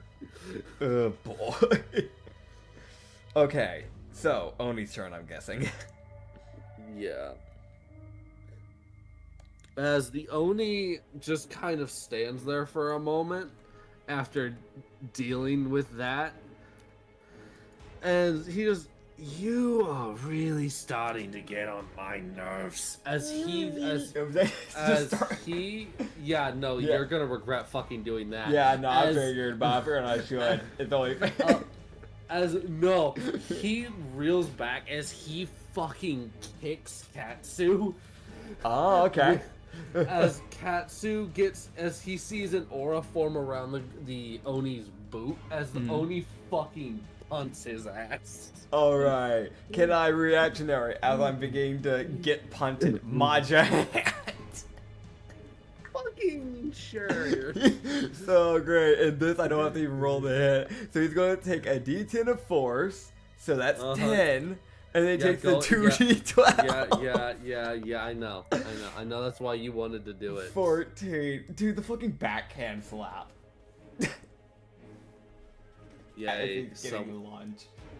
Yeah, I mean, you deserve to get sent to God for what you've unleashed. He is entirely justified in personally stepping on your fucking throat. As Katsu gets hit for a not small amount, because now Oni's actually putting forth some fucking effort. Okay. Because I'm a threat. No, you're a fucking annoyance. Sad. I mean, no, he's kind of a threat. It's also one of those, like, fucking, you hit me. Like, you actually fucking hit me. Fucking die. Fair. You hit me for 300 fucking damage. Fucking perish. Alright. As there's that, and then that is the additional on top of this. Yeah, okay. Well, okay. So that is... Okay, so he takes 58 damage from the kick itself. 58 force damage. Okay, so I'm going to put that down. 58. Alright. As Katsu gets sent, as the Oni then... he then reels around and looks around at everything around him, at the fucking retching, coughing, and dying, as everyone's fucking dying. I'm like, how far did I get sent back, by the way? You got kicked backwards to 10 feet. Can I, if I may, as I imagine it's like I got kind of like launched a little bit, maybe rolled around a little bit. Like it's not too much probably, but if it's only 10 feet. But I feel like he just kind of stumbled back. Just look to him and go, is that all?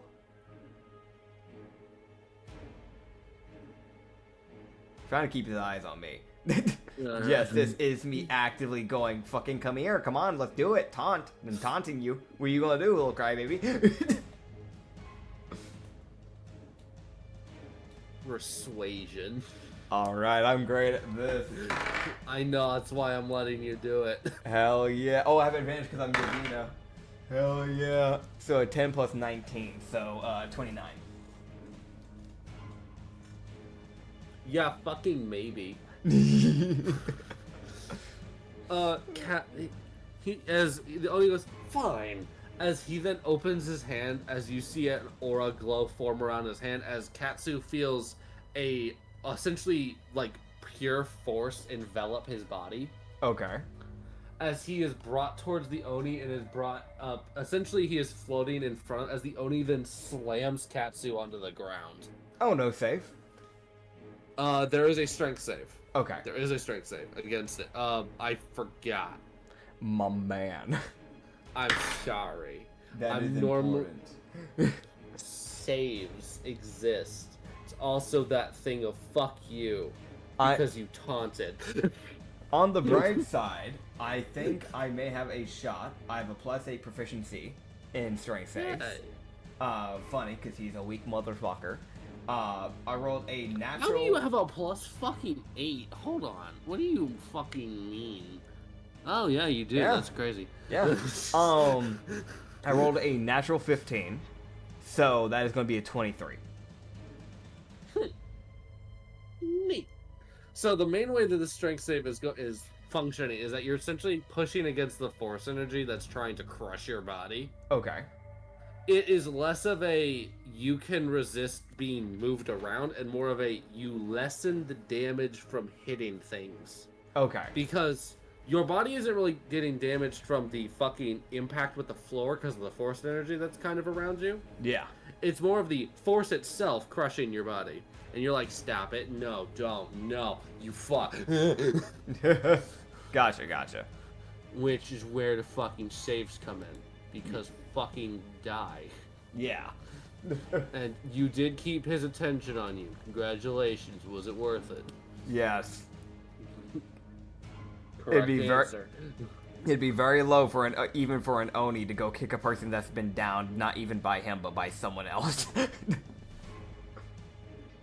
And he had an AoE he was about to do. Yeah. That's all like, no, over here, eyes over here. No, please. Oh god. Eyes over here. Dude, again, I like to imagine to really like that persuasion. It wasn't even the words he fucking said. The thing that really got him was he hit that fucking pose again. Yeah, that's more than enough reason to cave his skull in. Just like he says that doesn't matter. He hits the pose. You fucking. Yes, that is canon. I like to imagine it's one of those things where Katsu knows anytime he's done that pose, it has gotten people so angry. It got Felsha angry. It got orcs angry at him when he struck it in the orc camp. It's like, I know how to piss you off. I pissed off an arch succubus with this. Watch me do this. So stupid. Alright, 24 force damage. How much? 24. Okay. That's half. Gotcha. Yes. Oh, man. Oni does hit relatively hard. That is fair. And most of his moves are like... most of his moves are save related and nearly undodgeable. Like, Gotcha. he's still gonna hurt you, but it's like... As you saw, it's like... I didn't mention the save because I kind of forgot that, yeah, no, this is savable. Yeah. Yay. He has a move that isn't. It's just kind of an oh shit. Gotcha. That's the Oni's turn. Hazir, my boy. Con save. Hazir, come on, man. Oh my god, he's up. Hazir's up. Beat the shit out of him. Wait, the guy's technically, is he poisoned or paralyzed or prone or all three?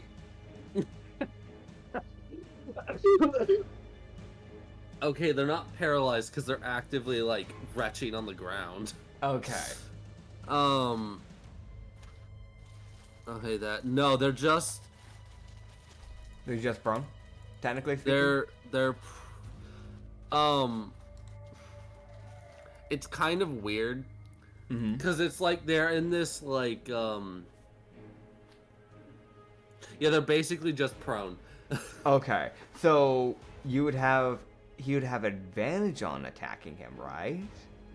On anyone, yes. You would have advantage against the right hand. Hell yeah.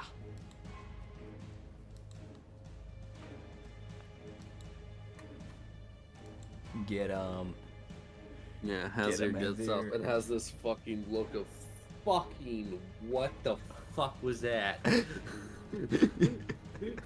Like, he looks at Katsu and says, who's we actively will discuss that later. He looks at Katsu, who's currently posing, and then sees him get thrown into the air. Yeah, and then slammed into the fucking ground. And he's like, I'm going to fucking discuss that with you later. Fucking you. Dude, I can imagine how livid Roderick would have been about that. Because Roderick was already mad at him for the bow bit. It's like, oh my god, why did you keep that? You fucking damn it. He would have had some very colorful words that he was going to say with your ass. Dude, Katsu would be the solo reason why Roderick would become racist towards Tanukis. He kind of already was. Brother. Well, I mean, he's kind of racist towards everyone. He just doesn't like mostly anyone. That's just called being a piece of shit. But he's a good piece of shit, so it's okay. It's the most like, I don't like people, but he's trying. He's trying, that's what matters. Do you like any races? Yes. What are they? Gnolls. Wait. Yeah. But that's not a good... Wait. Oh, man. So you would see Hazir, Hazir kind of does a dual focus thing right now. You see he forms an orb of lightning in his hand that arcs outwards and hits the Oni. Yeah. And then he proceeds to kick the living shit out of the fucking... the right hand 3 fucking times. In an extremely personal fucking die. I'm guessing he got those hits, all three, or just that's the current. I've got that's what he's going for. Okay. The lightning bolt will hit. Okay. And then the first kick will hit. Okay. The second kick will hit. Okay. And the third kick will hit. Oh boy. 8d12. As he does. Oh, I thought that was my damage. I was like, damn, only 26 out of that. No, 51 force damage. So. Okay, hold on. I need to do math real quick. 51 minus 16. Alright, so 35 of that went to the guy. And then 16 of it went to the Oni. Yeah. Yes. Hell Go. Dun, dun, dun. Fucking bitch. Damn. Hazier did his electric bolt, and then he kicked the living shit out of the piece of shit that breathes on the floor. Fucking die. Oh, man. I want to mention, he really did just kick this man in the ribs with lightning 3 times. Like, it is very clear Hazier's like, fuck you. Fuck you. Oh, man. This is the first person who's given Hazier like an actual run for his money. So, this is the first guy that you guys have encountered that's actually put Hazier on death's door. Yeah. So he's like, fucking die, please. It's the only people that have put any of us on death door, if we're going to be honest. Yes, these are the only people who've actually done that at all. Yeah. So we've got the, so then there's 33 plus the 34 plus the fucking 26. There you go, 90 fucking 3. In the gut, die. Please. Guy's still alive. He doesn't look fucking happy, or he doesn't look good. It's just he's still alive because he's a high level. It's the most like, why is he still alive? Because he's significantly stronger than you. It's just you fucking got him prone because of poisonous gas. Yeah. Oh my God. I can't even call that like a cheap trick. It's the most just like, no, I've incapacitated everyone, and it was worth it. So Hazier got his turn right hand. He's gonna try that con save again. Alright. The DC is still an 18 because it hasn't been your turn yet. Yep. And you see him cough, and then you see him fight through it and and he takes the time to get up. Oh, man. As he did roll barely well enough to succeed. Sad.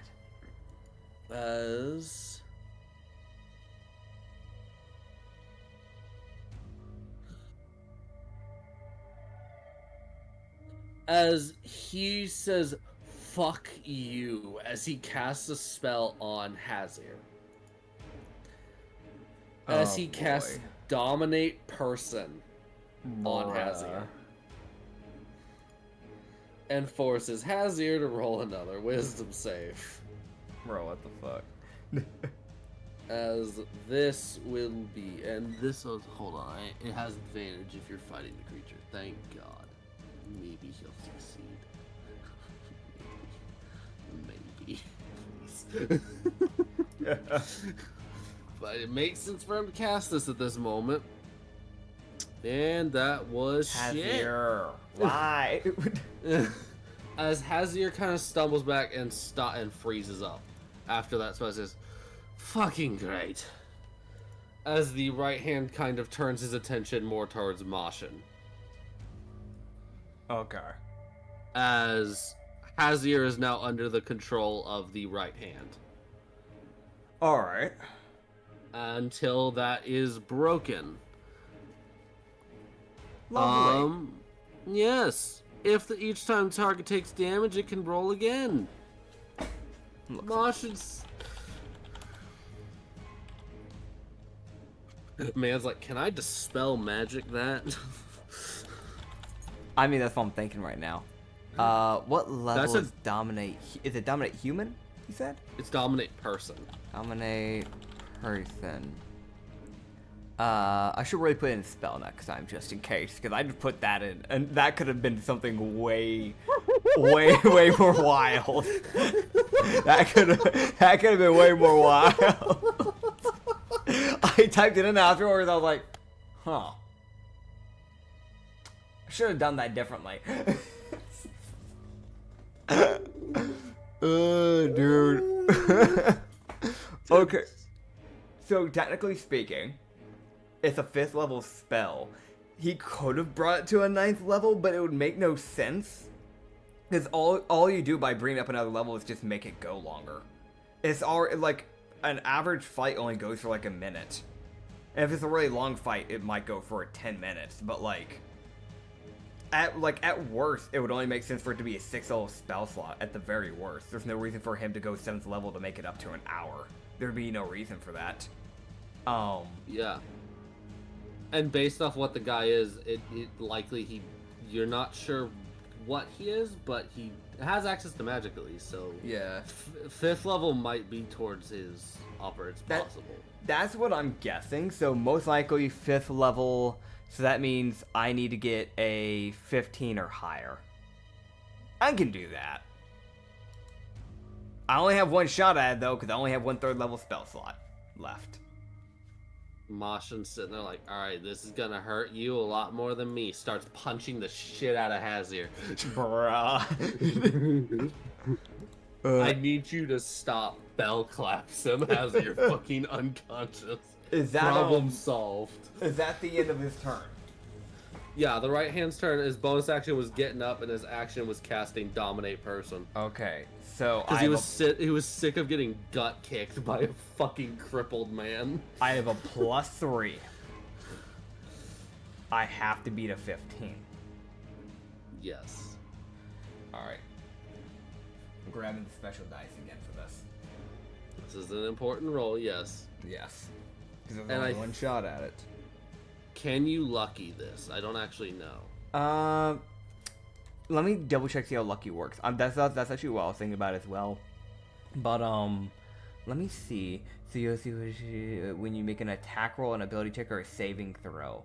I'm technically doing an attack roll, but that's up to DM's discretion for something like this. It's technically an ability check because it is you have to roll with the ability, the modifier or whatever it is of your casting.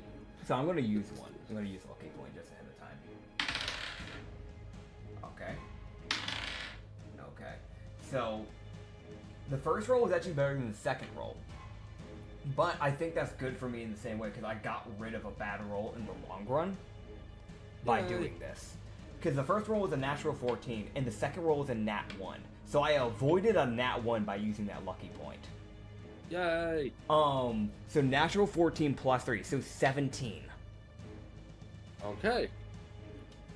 So you would dispel the Dominate Person. So Hazir kind of shakes his head and droops it like, you fucker. Yeah, so literally what the other guy sees is like, as Katsu's getting up from being thrown around, he looks at him, and he strikes the same pose and winks.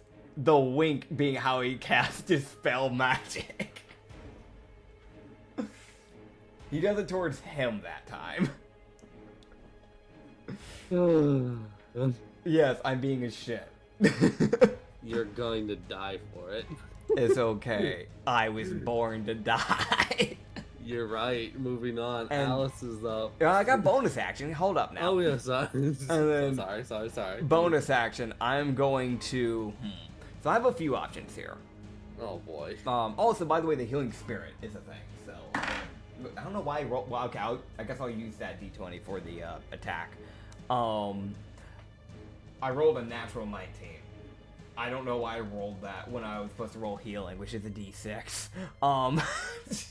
Where's my d6 at? There it is. 2d6 to whoever's looking hurt the most, I guess. The spirit would know that pretty well. I got a 6 and a 1, so they're getting healed for 7. But let me see. You know what? For this...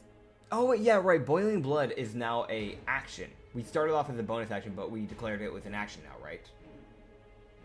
So, Boiling Blood is a bonus action. Okay, it still is? Okay. Yeah, no, it is. If you want to use an action to cast something like that, you can. It just takes the action. Okay, gotcha. Alright, well, so then, yeah, I'll use it as, like, a bonus action then. I'm just throwing it at them this time, because I already rolled the d20, so I might as well use that. Okay, so who that's you throwing it at? Dirty 30 at the Oni. Yeah, no, that hits. That does hit. That, yes. Great. So that's gonna do 94 plus 4 fire damage, 28 fire damage, as the Boiling Blood just splotches onto him. If I remember correctly, the way we canonize this is that whenever it's not a DC save and he actually does a proper attack, he just sees he just sees Katsu snap his fingers, and the blood ball just pops out of a fucking portal on the ground. It goes up, like launching itself upwards, and he just fucking hit bumps it into the Oni, 10 feet away from him, doing 28 fire damage, and in the process, 9 force damage. Oh, and the psychic damage, right? Skibidi-boo. Because the Dreadful Strikes isn't attached to a weapon, it's attached to just a target that I put it on. So 2 psychic damage. Yay. Yeah. That's the end of my turn. Now it's Al. Now the DC to succeed the con save is, instead of an 18, a 17. Because the smell is slightly deteriorated. Yeah. Kind of, not really. It's still terrible. Fair. Come on, Alice, you gotta get up, man. Don't make fucking demands from her. Get up. Oh my god. She heard me. She fucking heard me.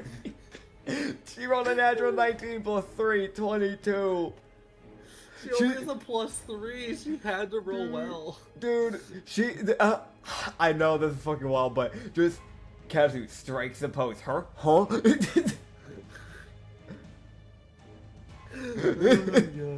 The simp, noticing her favorite, struck a pose. God, that's funny. Wait, can you combine these? No, you can't. Okay. What are you combining? Don't worry about it. At least she's up. That's a good start. You got this, Alice. Yeah. She was able to get up with her bonus. That she's still fucking dying. Like. Acrobatics. Hooray. Dirty 30. Jeez. Her acrobatics is insane. Plus 15. Yes. Why is it so goddamn high? Oh, yeah. Her Expertise. dexterity is high. And she has expertise, yeah. That's fair. Yeah, because I only have proficiency, but I have a +5 to my dex. So I was kind of guessing it had to be, like, expertise or something. Yes, as she does a fucking jump and lands back on the Oni and begins strangling him again. Let's go. This time, she grabs his horns and begins violently shaking side to side. Oh my god. Because she, like, it's one of those things, like, if you fuck with something like that, it's going to fuck with the person's ability to do things. Because at the end of the day, that is attached to their skull. You right. Now, whether or not he gets fucking livid, it's another thing. 29 choke damage, that's an extra 2d12 force damage. 18 force damage. What the fuck? Oh, and you can roll a second duty 12 because you hit him twice with the fucking choke. Gotcha.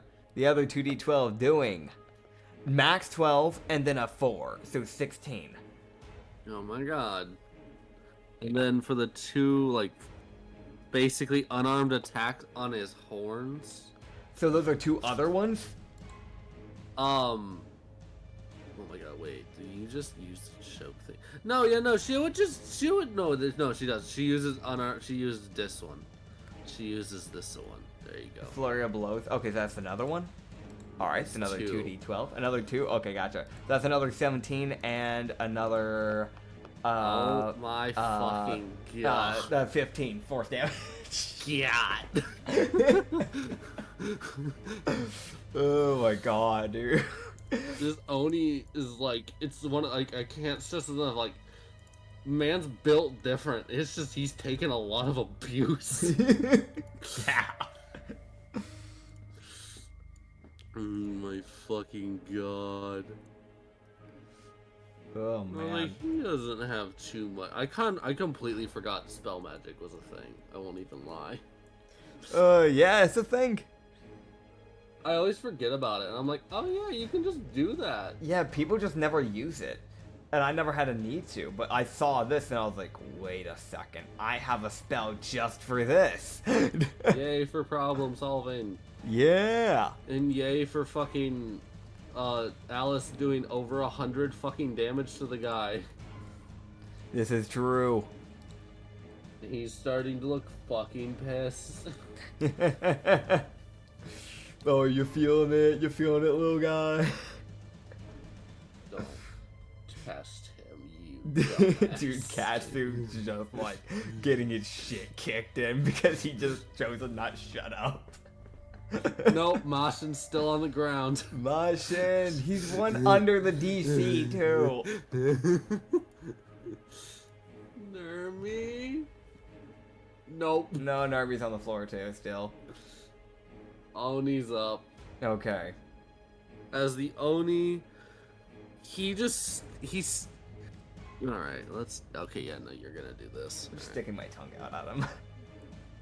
Just being a shit. Okay, so he grabs Alice. No. Slams her directly on the floor in front of him. What the hell? And he just goes, fucking die. As he lifts his foot and slams it onto the ground, causing a massive shockwave to emit out from him. Okay. As, building. That's a no. The building is fucking gone. Okay. As everybody has to roll a dex save to avoid this massive explosion, and the people who are prone and retching have disadvantage. Alright. That is a dirty 20. Alright. So that is a no for Nermi. Mashin, please. Mashin, my man. Mashin.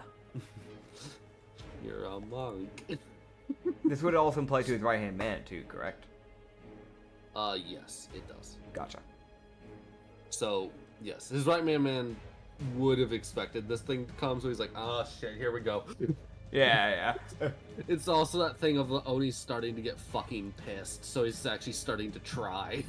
So, when you say the building's gone, does that mean like the roof and everything's gone, like type of thing, like, falls out, or like? So basically, the explosion expanded out and just sent the building flying in all directions. So pieces are flying everywhere. So everyone who's out in the main battlefield has shrapnel coming towards them. Gotcha. So the wall and roof is gone. Yes. That's what okay, gotcha. So And we're now now the inside smell- of Emrak. Yes, and now the smell has gone everywhere. But it also means that the DC would be way lower for the smell because it's not being contained anymore. Thank God. Yeah. That might have been the only reason he did this, honestly. Fair. Like, why'd you do the massive attack on everyone? It smelled fucking rancid in that bitch. Oh, dude. Lucky for him, I poured all of it. Otherwise, I would just poured some on him at some point.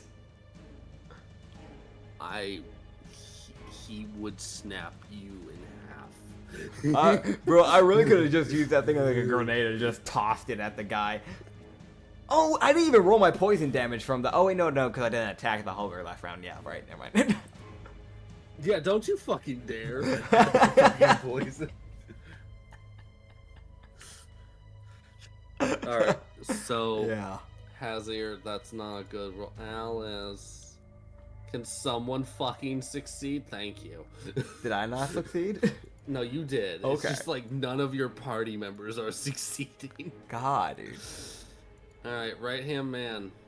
All right, let's see what you get, bud. Fail. Nat 1. That's Nat 1. Okay, he did not get a nat 1. Aw. But he does fail. He did not see it coming. Cool. Yeah, he did actually have his back to it. He was looking at Masha, then he just feels the rush. He's like, ah, yeah, there we go. Yeah. Yeah, that fucking ow. Oh man. It's also that thing of it looks like the Oni is mildly pissed with his own people at this point. Like, you guys failed to fucking stop these fuckers. Yeah. So, yeah. Time for Yeah. time to see how much fucking damage everyone takes. You got this. Oh boy. Don't roll take low. damage. Like have like the right hand man take crit damage, but like the others don't take damage.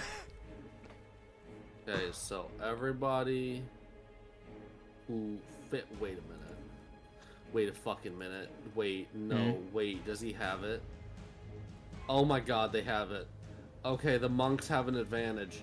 It's a Okay. dex save, so the monks only take half damage, even if they fail, because of evasion. Because monks and rogues both get evasion. Oh right. I'm glad I remembered that. I forgot about that. So Alice fully voided the damage. Nice. What level do they Cats- get that at? I don't think I have that 7. yet. Yeah. I think it's level 7. Yeah, I'm only level 4 monk, so that won't. Yeah, I don't have that yet. I wanted to make sure. I was like, do I need to double check myself? No, I'm good. I'm right. No, you're right. Yeah, Hazir takes half damage. Okay, so Hazir. Okay, yeah. You said you healed him for 10. A while ago? I think it was 10. Yeah. Okay, yeah. I forgot to add it, so I'm gonna add it now. It's necessary. Huh? It's necessary. Oh, kind of. As the giant blast goes out, as everyone who takes half damage, which includes you, takes 36 force damage. All right. As everyone else takes 72. Ow. So Nermi takes 72. The right hand takes 72 as well, and he's not resistant, so he just fucking tanks that. He just eats that. Yeah. And Shimo's just like, ow, ow. As Katsu would see Hazir hit the ground and go still, as a portal opens up underneath him and he falls through. I'm glad Emrak can see him. Yeah. And you saw that as a near instant reaction of, oh shit. So getting tabs on everybody, because I know Katsu's health is actually pretty fucking low too. He definitely, like, I imagine, like, he definitely just tumbled like fucking hell, even though he did dodge that. Yeah, it was a thing of you dodged, and it was more of a you were in that blast like shit, shrapnel, oh shit. Yeah. Shrapnel Like, didn't it hit is- me, but I'm still getting the main blast damage. Yeah, it is a, oh fuck, this dude's mad. Yeah. How, like, when I look up, how Yeah. bad does the other, people in my party look?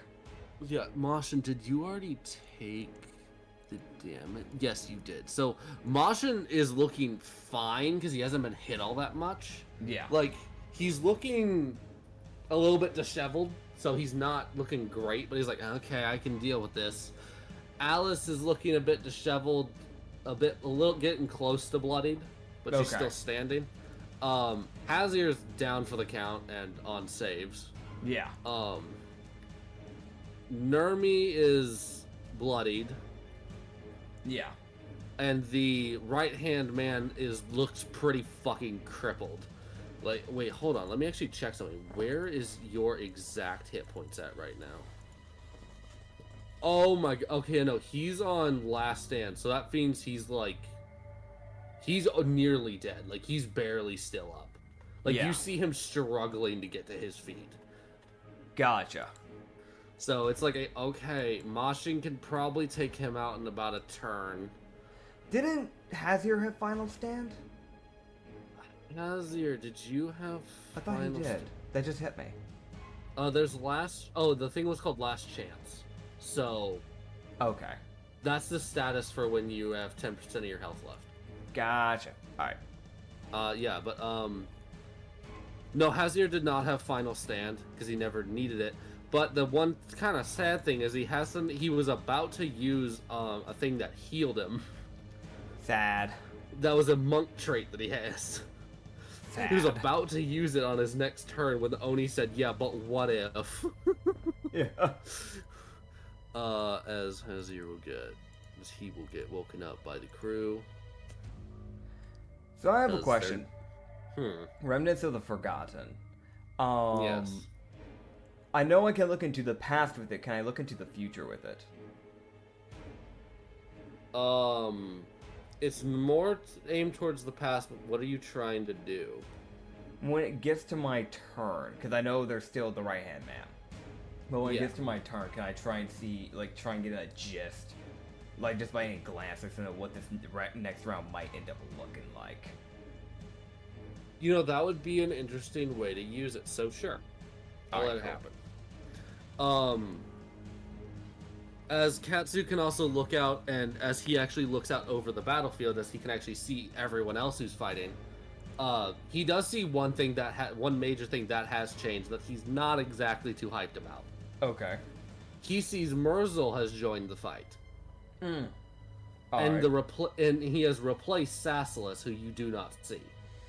Okay. And he is currently, like, as you look, he is throwing the red Oni against a tree with the most, like, fuck you. Okay. I'm fucking mad. You see Czar currently trying to beat the living shit out of a fucking bunny. He's still fighting her, and he does not look good. It's the most, like, his left arm looks fucked, but he's like, die. I will kill you if it's the last thing I do. Bear is stabbing this bitch repeatedly. How many illnesses does she fucking have? Moving on. Okay. You see the bats are violently assaulting the samurai woman, and Sapphire's still fighting her, and neither of them look good. Gotcha. So, but Merzel has replaced Sassilis in beating the living shit out of Oni. I'm guessing Yuki's gone? Yuko? You do not immediately see her. Okay. So, on a quick glance, you don't see her. Okay. Right-hand man. The right-hand man gets up. What you gonna do, bud? Alright, here we go. Let's roll that con save, because this is a special thing that happens when people hit last chance. It's kind of a resolve check for most people. When shit gets this bad. Alright, his resolve holds. He will not be inflicted with disadvantage on things. Alright. He rolled fucking well. He got a nat 19. I'm like, okay. Alright. Because I feel like it's fair that resolve would break at that point for some people. But he holds, and he would take a swing.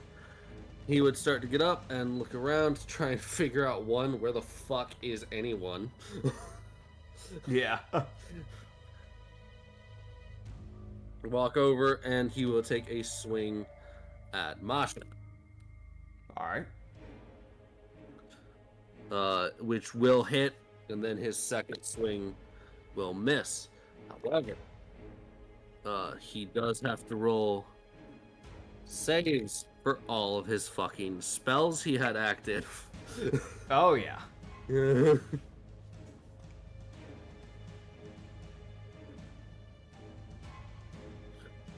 Okay, so the fire spell goes away. Nice. That's good. The thing that was setting people on fire goes away. Yeah. As he takes a swing on Machin and hits him. Alright. It's this swing. As he hits Machin, and you would see you would kind of see like an acidic styled burn kind of cause from the attack from the blade. But you would see the part that follows, which And you would see Mashin just kind of chuckle as the guy used poison against him. Yeah. Which Mashin is immune to. Fucking nerd. Mashin only takes fucking 26. Nice. Which also the guy rolled for shit on his damage. Thank God. Oh yeah. As that right hand then will take his bonus action. She is running out of spell slots. Yeah. He casts Dispel Magic on your life. Damn.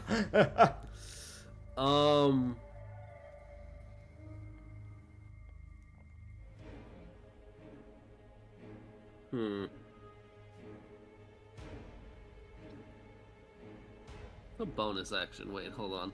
What is Okay, bonus yeah. action? A few things. A few things. Fucking dumb. Damn.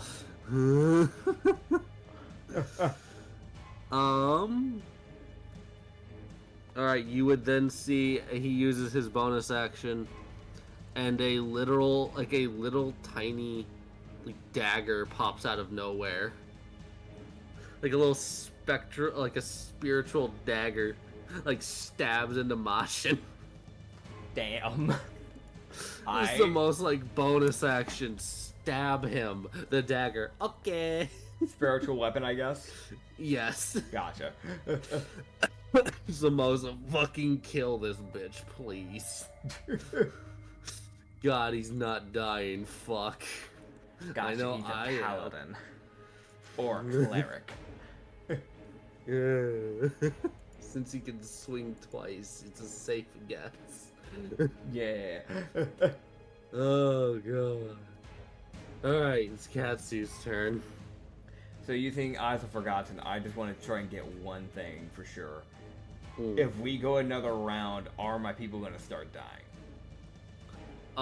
You can go ahead and use it, and it seems like the Oni is going to, from what you can gauge very quickly, he's probably going to do a more targeted blast, which is kind of more of a line attack, is what you're saying.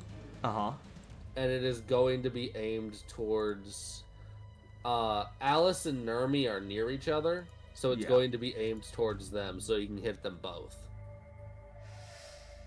Okay. But however, they do have, it does look like they will be fine. Like, they have the health to survive the hit. It's just a matter of if they don't get out. He can't tell if they're going to get out of the way or not. That's the main thing, he can't tell. Okay. But he does know that Alice is a monk, so considering the fact that it will probably be a dex-based thing, yeah, she will either take half or full, or half or none. Not half or full, half or none. There you go. Yeah, yeah. And Nermi will either tank it or just take half. So Okay. he can tell that it seems that he's going to be targeting those two with his next attack. Since they did land near each other. That's fair. So no one should die in the next turn. At least not from your team. I'm willing to chance one more round with them before I start pulling out the final stops. By the sound of it. Katsu's gonna kind of because if I remember correctly, the guy's gonna have his back to Katsu then, from what I understand, if that's the case. He kind of his left shoulder, left shoulder back-ish area. Gotcha. So left shoulder, so he probably won't see the right side of my body.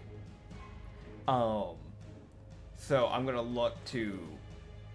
I'll look to Alice, because she'll probably be more likely to be able to get out of the way. And just kind of with my right hand, kind of point out, hey, go more this way. Go this way. Get out of fucking line. Okay. I can't... If I start getting vocal about it, he might catch on, so... Yeah. As I'm going to run forward with the halberd in the left hand. And Katsu's going to try and strike him in the back twice. Fair enough. As I'm going to swing. Specifically, first swing at the back, second at the back of the calves. You bitch. I'm making sure you can't do your little fucking stompy stomp again, bitch. You really don't want him doing that full stomp again, that's for damn sure. Also, don't forget, cannonball. I don't have the health for that. Man says I'm a cannonball. Well, how much health do you have? I've got 4 hit points and a prayer. Listen, if I had the health to do something damaging to myself in the process, I'd be using Yavina's like damage tack right now, because she has some good shit for this right now, but I can't. What is? I know that there's one that you get at some point. I don't think you have it yet. I don't have it yet. I'm not high enough level. I think I know what you're talking about. The one that heals. Yeah, there's one that literally siphons. That's like level 15 if I remember right. 15 or 18. It's up there. It had to be high up because it is a really strong one. Oh yeah, excuse me. By the way, the one for the back was only a 9 plus 12, so that was a 21. Okay, and then that will hit. Barely. The other one was a 16 plus 12, so that's a 28. Okay. 28 was the one for the calves. Okay. Okay, so wait, are you trying to hit both? I'm going for basically doing an overhead, like over the hand swing for like the back, like like his actual back. Like if I can go center mass down his spine, I'm gonna.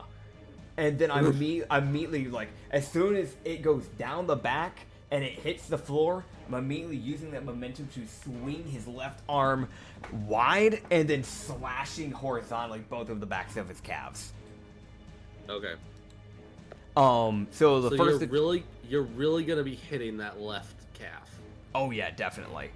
So first I'll go and do the damage. Do you want me to roll both the damages at the same time or separately because of this? Separately. Okay, so the one for the back is 16 plus the 2d12. So that's 18 force damage with the 3d6. So that's 13 for force damage. Then the 6d12 of poison damage. 5d12. 5d12. Yeah, sorry, my bad. So get rid of the 8. So that's only 29. 30. No, 30. Oh yeah. No, you're right. Yeah, 30. Yeah, I was trying to do the math. I was like, hold up. Yeah, no, you're right.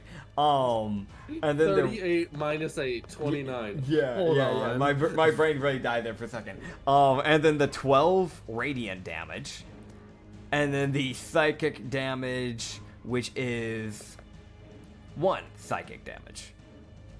And then on the roll a fucking 4. Yeah, it was only a 1 this time. Now the second swing, I'll go and do the psychic damage for the calves, which was 4. There it is. There it is. And then the swing from the commander's staff on it, 15 slashing. Then the 3d6 force, as he takes 8 force damage. The 2d12, 12 more force damage. The 5d12 of poison to the calves, which is 27, and then the radiant damage, which is 12 radiant damage. Okay. Are you done? Well, actually, yeah, no, that. I failed my bonus action, right? Yeah. Unfortunately. Right. So, to really try and knock him off balance to hopefully ruin his aim, I am going to bonus action flurry of blows. So I'll get 2 more swings in. Oh my god, which means 2 more fucking instances of a 2d12. A dirty 19 and a dirty 20. Okay, so the dirty 20 will hit. Okay. So that is a d4 of bludgeoning, so that's 8, and then the 2d12 of force, which is 12. And then the psychic damage, so let me roll that d4 psychic. Oh my fucking god. 3 psychic, because he just had an ass bump into his calf. That is the end of my turn. 215 damage, by the way. Checks out. How I literally had to check to see how much health this fucking man has left. Yeah. Cause it's like, I'm keeping track. It's just like that fucking hurt. And I was like, how much? I don't want to do the math. How much is left? Okay, that's how much. Yeah. Alright, Alice is up. Alice. All of her fervor. Come on, Alice.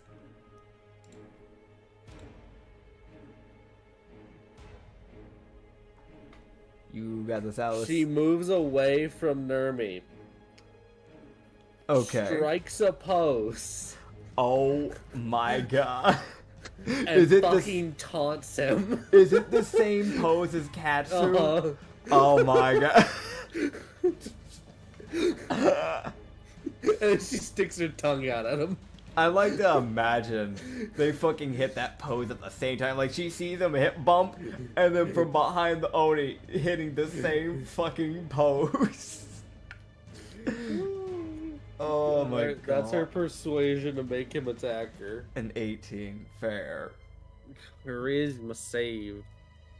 Dude, I'm a bad influence. Nah. What was your fucking clue? So she actually was kind of smart about this, which is surprising considering her 13 intelligence. Oh. She used patient defense for her bonus action, Yeah. and then taunted with her action. Nice. So she has the dodge action active, which means she has advantage on dexterity saves.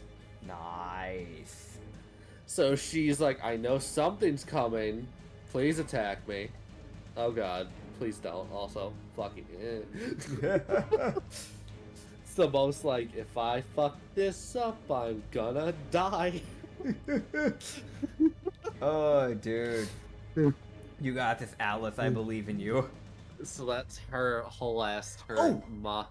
Real quick, my thing just hit in my head. I forgot to roll the healing from the spirit, if you'll allow it. And I know it's a bit late, but I just remember. Oh yeah, no, that's fine. So we had a lot of damage I had to roll. Yeah, no, you're fine. So I guess it's going to you because you have the least amount of health. That is true. 11. I got 11 health back. Yay. Nice. It meeps at you angrily because Sorry. you're at low health. Damn. It's fucking upset. Like, It's like, why are you like this? Oh my god, why? fucking stop having low health. Enough. For real.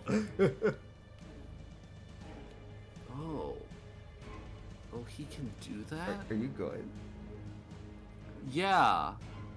Yeah. Are you just realizing something about your own boss? No, I'm realizing something about Mashin. Oh my god. What, may I ask what?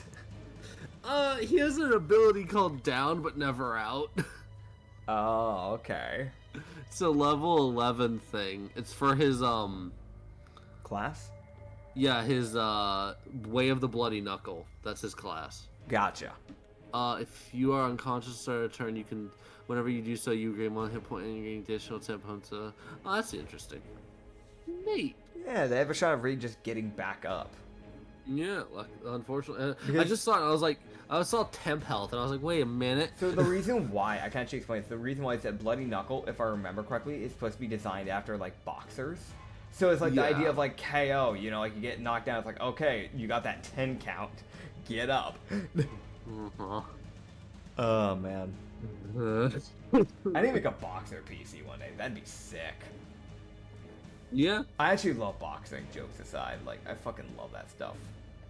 I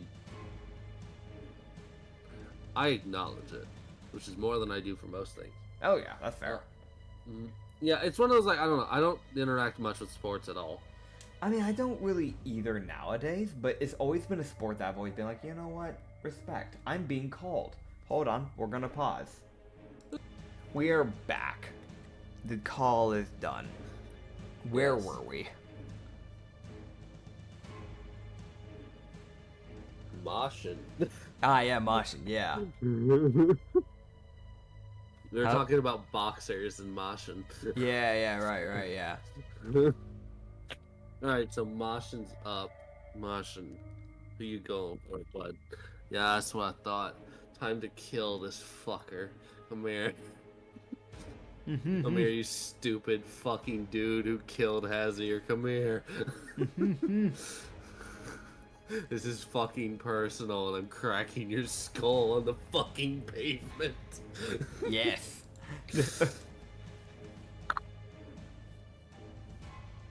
Alright. So, I'm gonna need this guy.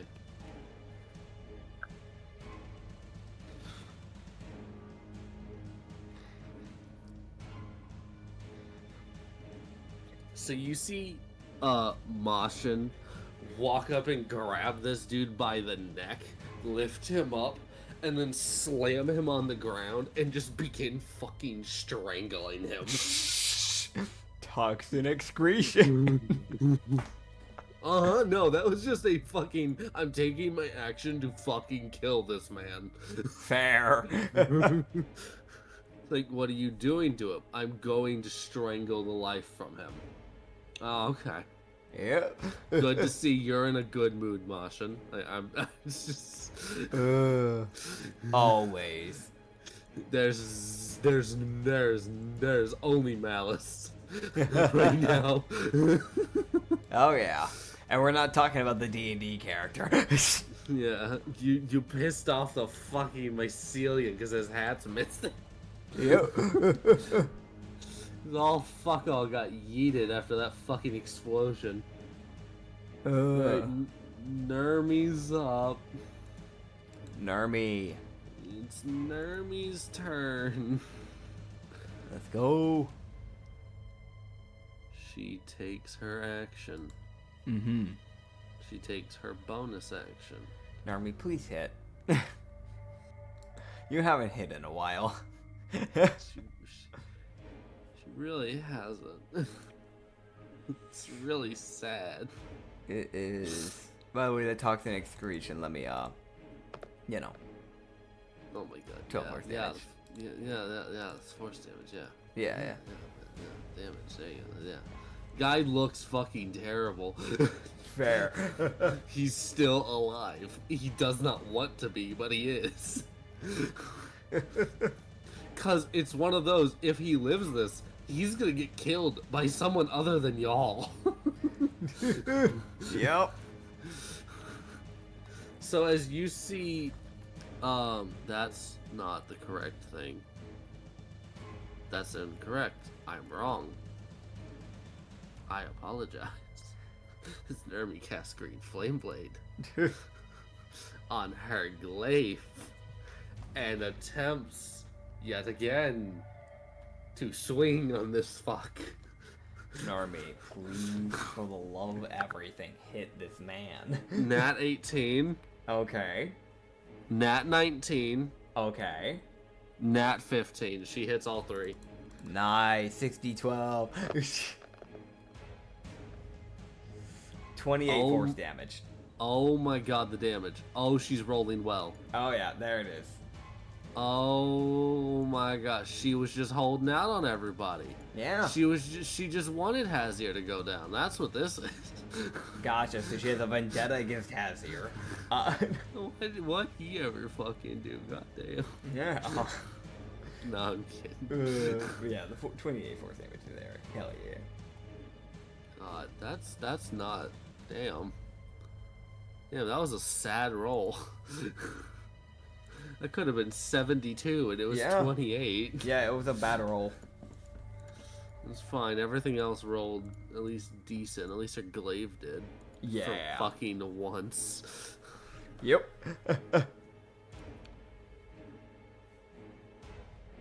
Dun, dun, dun, dun, dun, dun. As you see Nermie run for and slash the guy across the chest twice, as you then see her jab the spear directly through the Oni's gut. Hell yeah.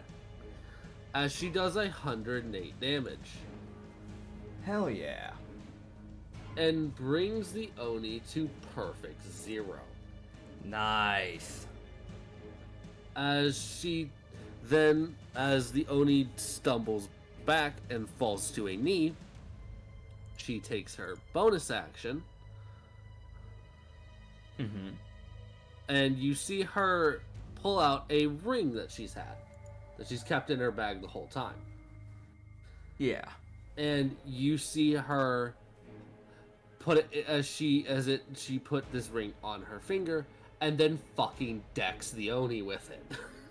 Hell yeah. Putting him below 0. Let's go. 5 damage. Now you have 5. Fuck, die. Oh, 2d12. No, fuck you. But the 12, every 12. Negative 17. The Oni has fallen. Nice. It's the right-hand man. As Nermi's turn ends, it goes to Hazir, who's not in thing. The right-hand man is to roll a fucking con save, because, you know, breathing's a problem now. Mm-hmm. And that's a failure. He's starting to fail to breathe as Mashin then grabs him by the neck. It begins to bash his skull into the ground several times over. God. Finally stopping once the guy stops breathing and moving. As you look out on everything else, seeing that everyone else, for the most part, was successful. Okay. The battle was won. It just was very hard fought. Yeah. As you can see that as the Oni falls, the right-hand man falls, it's not long after that you see the red Oni fall to Merzel, who put his glaive through her and actually broke it doing so. Yeah. We have to replace that. as she falls to the ground and devolves into ash, and the same thing happens to the white Oni as he crumbled to ash, as Onis turn to ash when they finally die. Yeah. It's a good way of actually knowing when one's dying and actually playing dead. Yeah. And once she turns out, you just see Merzel kind of stand there for a moment and go, and it's just not like a fuck as he falls over. It's that like, he was near death, she was near death, she died first, he won, and now he's out, and then he gets teleported out. Alright. As you look over and see Czar beating the fucking bunny to death with his fists.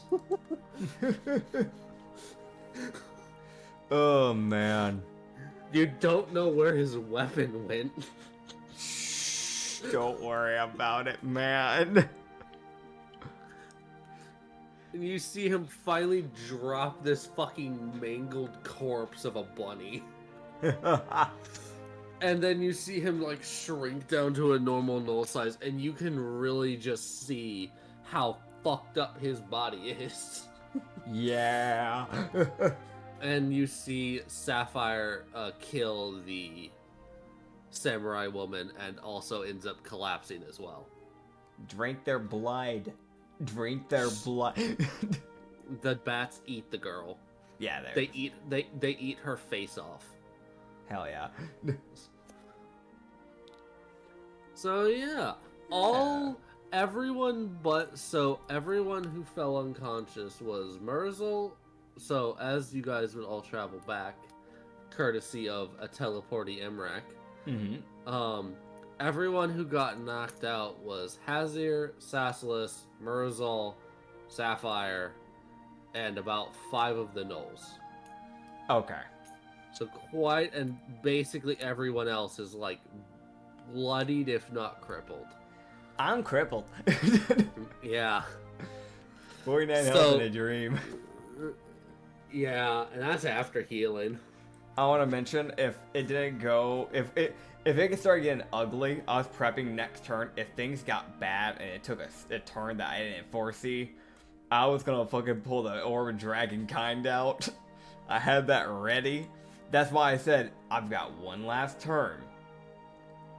If that turn didn't go well, that was gonna be my alright, it's time to pull my triumph card.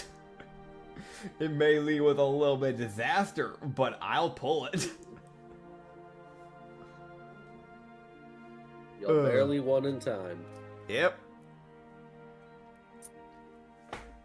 Yeah, I think Katsu will just recollect with the party at that point. It's just checking on everyone, make sure they're okay. Mostly everyone is fucking near death. Yeah, that's fair. The only ones that are fine are the people who actually didn't leave the fucking carriage. That's fair. As you see, Yuko is sitting there, looking both startled, scared, and happy to be alive. Fair. As it's more from what you can guess, Imrak probably put a portal underneath her when she wasn't looking. It was like, I don't care what you want, your ass is going over here. Fair. Oh But man. yeah. As you would see Shish appear from the brush, holding a bunch of little sacks and of money and shit. She just looks like, what? Shish. What? They're not using it. And she walks away. I'm guessing the dead people. Probably. Well, spread the love. You didn't do a lot of the fighting, let's be real here. I don't need money, but it would be good for the others to get some. You don't know that. I do could've know that. helped. Don't you backtalk me. I could have helped. Zar walks towards her, and you can visibly see the broken bones in this fucker's body. As he approaches her, and she's like, "Alright, here, just take the money," and she runs away. Ugh. Because I'm sorry, seeing a gnoll walk towards you, that's unsettling. Seeing a gnoll walk towards you with a broken jaw, now that's... Oh yeah. That's a fucking wisdom save, and she failed. Oh man. I feel like Katsu would just kind of look at everybody and just go, rest up. We can party tomorrow. Not tonight. Some people still need to, gain consciousness first. Just kind of looks over at the knocked out people. Yeah, the 4 people who are dead on the floor. Yeah. And some people need to get patched up. Looks over at the fucking knoll. Yeah. Zar, Yeah. you're taking top priority. Go get patched up, buddy. Where's a healer, though? I'm a healer. Aurora. So y'all would take Yeah. the very slow, very arduous travel back to the fucking other noble. Yeah. Which the gnolls that came with y'all actually kind of help out with that one That's fair. of getting everybody back, and Yeah. that they take y'all to a gnoll shaman that works there Pog. that does the healing. So it's a cleric of a sort. It's a gnoll cleric. It's the best you're gonna get. Yeah. Which Zar's more than happy. He's like, yeah, I'm in good hands. And everyone else is like, the fuck are you? Oh god. Katsu would obviously go last for healing. He definitely make sure everybody else gets dealt with first. Yeah. But Oh, man. yeah, it takes a good 2 hours Yeah. for Zar to get out, because it's the most alright, this is gonna hurt a lot and quite often, because I have to refix all of your bones that got broken. Yeah. I have to replace all your bones back to where they're supposed to be. Fuck. Oh man. I feel like he would just be checking. Again, it's that thing, but I feel like he'd just be checking on anyone that got really heavily damaged or hurt, especially. Yeah. Like the So- people unconscious and people that have like broken bones, like Czar for example, are definitely top priority. Yeah. So, the next person that gets put in after Czar gets walked out is Sassalus. Yeah. As from what you basically get to figure out, both of his swords got broken by the Oni. Gotcha. Like, it was not a good fight. She beat the living shit out of the man. Ow. Gotcha. It was from what he would kind of hear from Emrak. It's just like, basically from what I watched, it was just about 12 seconds of him tanking damage to give Yuko time to run.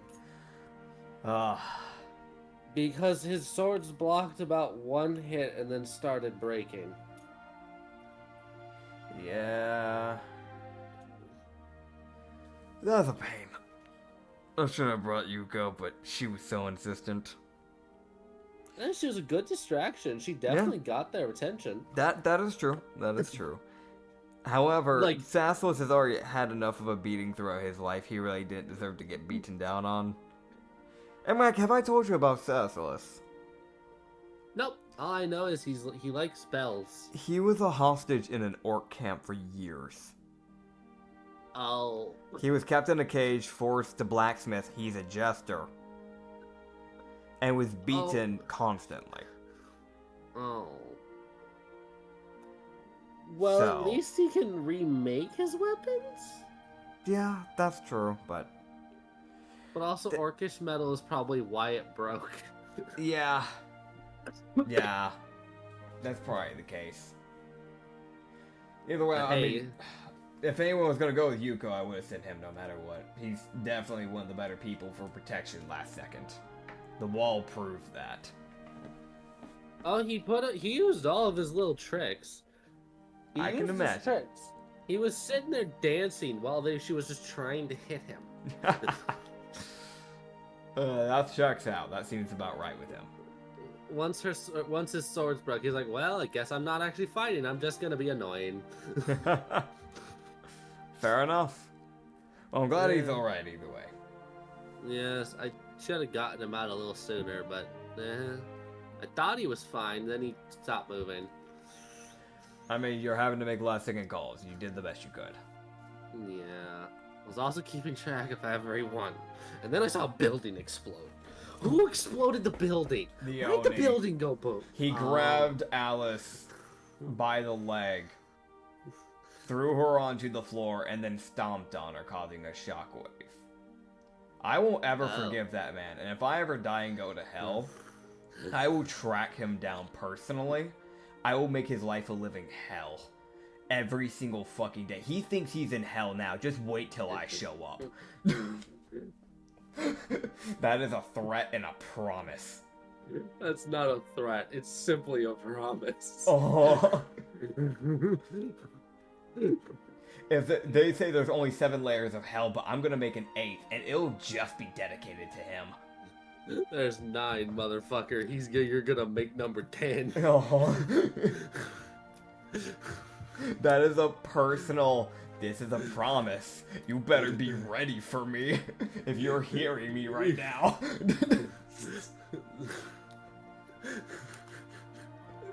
Because trust me, if Narmi didn't get that next shot in, his next attack was going to be personal. I want to mention, my next plan of action was grabbing my rifle and sticking it to his ankle. I was going to point blank range use a sniper rifle like a shotgun. That was my plan. I was going to make it fucking personal. Oh my god. May I remind you, last session, it has been confirmed that Alice is a romance partner now, properly. They did ask each other out. So it is now a different level of personal when you do that to someone.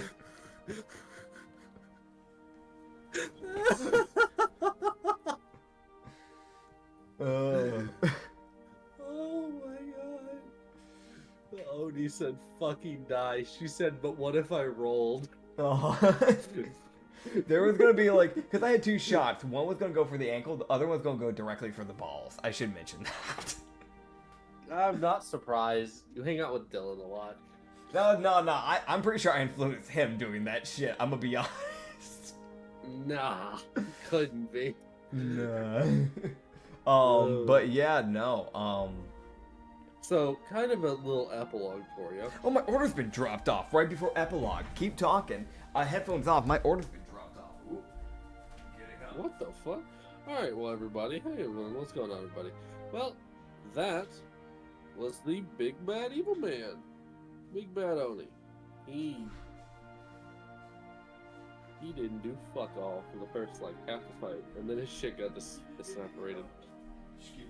Oh, that's fucking funny.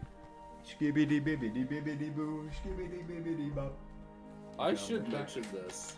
Headphones on. Hello? Hi. I should mention this, my man. Mm-hmm. If you hadn't fucking disjoint his fucking shield, Yeah. that would have been a way bigger bitch of a fight. Not to mention, weirdly enough, even though that poison crippled people, I think that kind of came in clutch. Tip for all you D&D players, make sure that you always find something really stanky and just save it. Just save it. You won't regret it. I feel like I'm the only DM. I don't feel like this is something most DMs will be like, when they look at it, like, oh yeah, it's poison. Okay. Well, it expires and loses its effect. It just becomes a sludge. Meanwhile, I'm sitting here like, yeah, it becomes a sludge, but now it smells like fucking rancid ass. And Oh, it's a yeah. fucking problem. It's a different type of problem now. Enjoy. Yeah, it's a problem for you, the guy over there, that cow. Like, The fucking cow died. Dude. But yeah, what about that epilogue? yeah, so kind of an epilogue for you. Katsu would head back and get to talking to the noble, getting her full endorsement, and he would be able to build. He wouldn't really build one in the city. It's more of a kind of on the outskirts of the town, and it's still on the noble's property. So Cool. he gets the full endorsement of the noble, and now it has permanent Knoll fucking guardians overseeing the shit. Hell Ain't nobody doing fuck all. Hell yeah, dude. Also, if I may be so kind, I'd like to actually kind of wrap up on like what Katsu would do afterwards, if that's all right. Yeah. So that way people have clarity.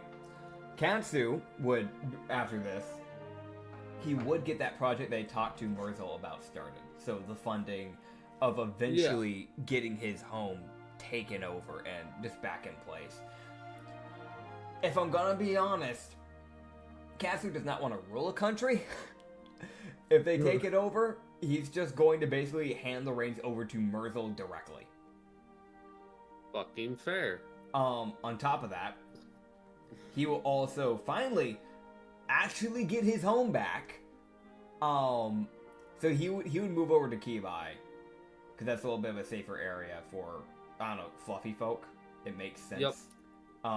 So he and Alice can head there. I know Ronrick agreed to moving there with him. Hazir gets to basically take over and manage the business for him. So Hazir gets to make a lot of the profit. So Hazir, weirdly enough, can basically become a noble to a degree, but like he's just making a portion of the profit, and then the other half, like basically half to Katsu, a fourth to Hazir, and a fourth to the Murzel project is how that's going. Fair enough. And then hopefully eventually at some point Mia would find one of these taverns. Yes. But yeah. Yeah. So, which of the cities do you want to live in, man? Let's go for the capital. All right, Acton, which is probably the safest one. Hell right. Because fucking Kibai is there. Yeah. Out of all, out of all the three emperors that kind of rule this area, Kibai is the most upfront with interacting with his people. Yeah. He's a very respect-driven emperor. Can I know, before we end off here for the viewers, Yeah. From a 1 to a 10, how well does Kibai get along with Katsu? I don't. Hold on. Let me roll. Let's roll this real quick. I feel like he would get along pretty well. You know what? Let's actually roll this on a. Let's roll this on a proper dice. I'm being a dumbass. Where the fuck my dice go? Who ate it? What do you mean? Dice counter. Okay. So here's the thing, folks. This ain't even my D20 that's missing. My D10's gone. Damn. I'm just fucking stupid. Never mind. I fucking looked at it and I didn't see it. Brother.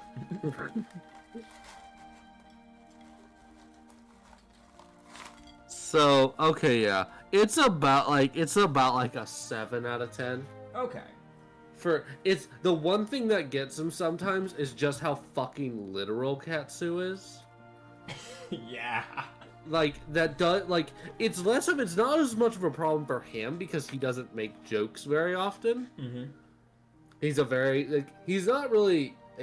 he's kind of a serious, but he kind of lets people do their own thing. He's kind of a quiet emperor and just kind of likes knowing that his people are happy. That's just how he is.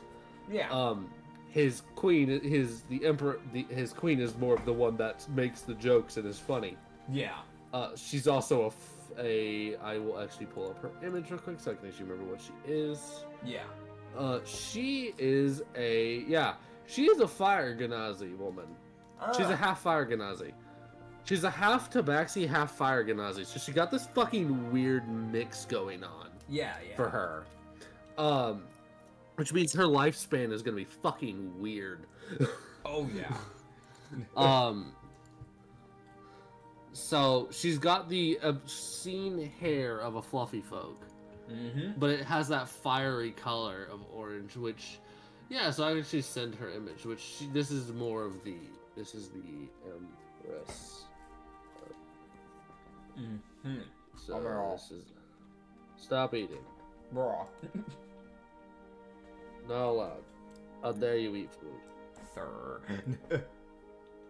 He's sending it, y'all. For those who are like, why the fuck are they talking about this? It's to kind of give people an understanding of like, because he talked about retiring after this. This kind of gives y'all a wrap up of like what would be done afterwards. And the next campaign that we'll be having, there will be a time skip. So yeah, a lot of this information y'all wouldn't get. So if you had if you have any questions about what happens or what becomes of Katsu after this, because this is the last episode. Yeah, ask in the comments. We will both love to answer, and I love also just expelling fucking lore. Oh yeah. So to describe the Empress, when he said Tabaxi Fire Genasi, her actual body is mainly more Fire Genasi-esque, or actually almost more human-esque, as like it has like the more like human skin, a lot of scars on her legs, from like probably other sword slashes, stuff like that. But she has this like white uniform that she wears with this like, it's like a white uniform dress, but like most of it's white, but like the part that actually like goes down on the legs, basically, that kind of like wraps around the legs, which it goes almost all the way down to the floor, is blue. And it has a very like Japanese style like decoration, like that like natural nature type of style to it, and some kanji written up on there, which technically that would be replaced with whatever Sylvan is. But besides that, when he said the fuzzy hair thing, you know how tabaxis and most animals tend to have a lot of fluffy hair, fluffy fur? Instead, it's just all channeled into her hair. So her hair is just really fucking bushy. Like, it's long, but it's also just really bushy. But she has this, like, red hair that turns yellow as it goes down. Yeah. Yeah. But, that's kind of the way we're looking at it. Kibai, I think we've described him before, but he's just like a gray tabaxi that wears, like, a ninja costume, basically. That's the simplest way to put it. Just like a blue ninja outfit, like the stereotypical ninja. And like a bunch of swords on him. With like a scar down his left eye. Horizontally down. Or no, actually vertically down. But he is small.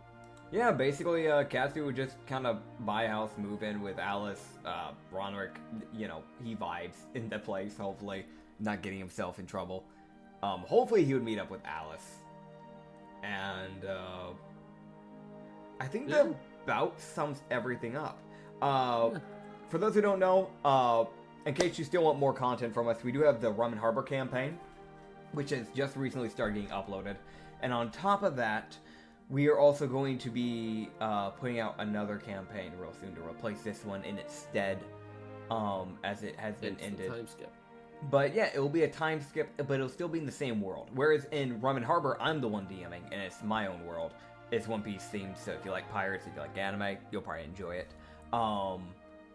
But yeah, the next campaign that Acrid DMs, which will hopefully come out, we'll hopefully start recording that in like maybe 2 weeks. We just have to get a hold of an artist and like, well, actually I got a hold of one, but they're having to work on thumbnails, draw out the characters a bit. It will not just be a solo campaign.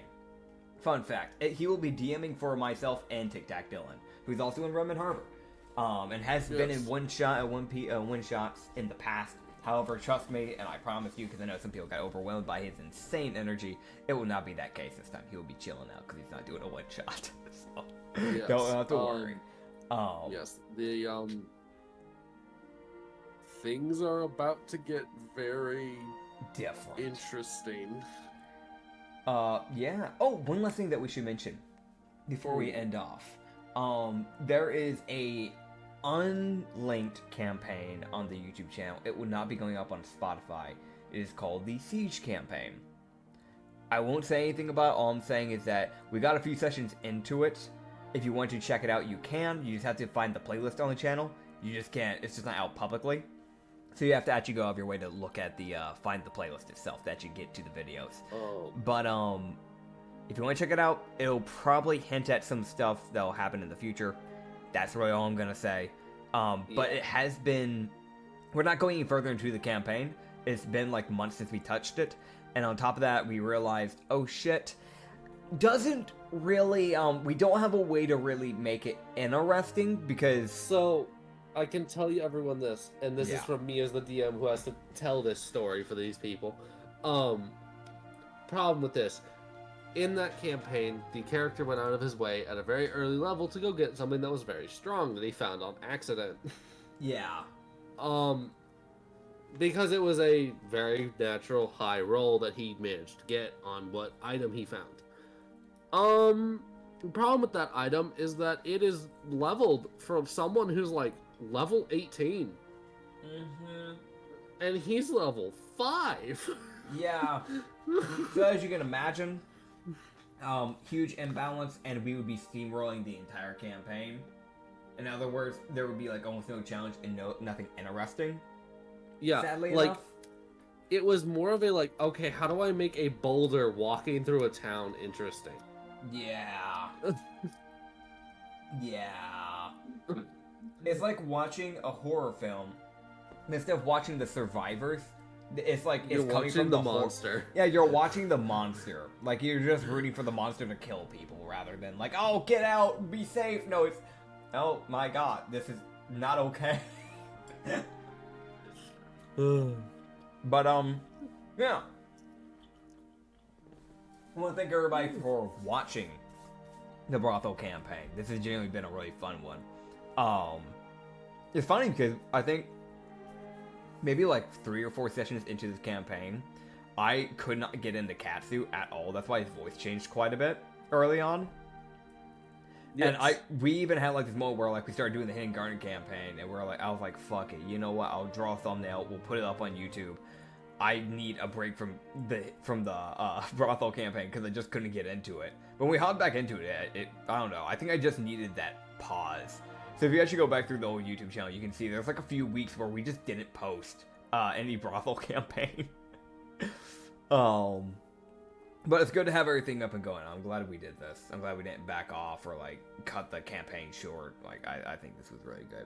But we did have to find a BBG of some sort. And when he brought up Nemri, I told him at behind the scenes, I was like, what if we just make this the BBEG? Because the problem was, as much as I loved Katsu, there was never going to be an end in sight. Because there was no big bad. It was just us kind of vibing and just driving around the country. Yeah, no, it was the most like encounter, no, encounter, not happening, encounter, nope, encounter, it's a good man's. Yeah. Okay. It was just one of the things where we just couldn't find. There was no proper like big bad goal or something like that. A lot of D&D campaigns have. So it was like how do we end this? Do we end this? Is this the only campaign we have on this channel? Like, what do we? We only have the time to record like this and one other. Yeah. Yeah. So we eventually had to come to the conclusion of, you know what? Nembry opened up a possibility. He didn't even mean to open up that possibility. But when he threw out the noble thing, I was like, big bad idea. And it just went from there. So, but thank you all for watching this. I appreciate you guys stopping on by. This channel's grown a lot since we started this campaign. So genuinely, it does mean a lot. Yes. And special thanks, I feel like this is needed, but special thanks to Squid. I said it wrong, didn't I? It's not squid. It's shrimp, isn't it? Oh my god. I fucked it up. Why do I always... Dude, I'm so sorry. I do. No, it is squid. I'm right. Special thanks to Squid, because that is a man who has showed up to almost every single video and has commented every single time, constantly showing love to it. So, thank you especially, dude. You've been an absolute just like hype. So, thank you all for watching, and I hope you enjoyed. Peace. Yes.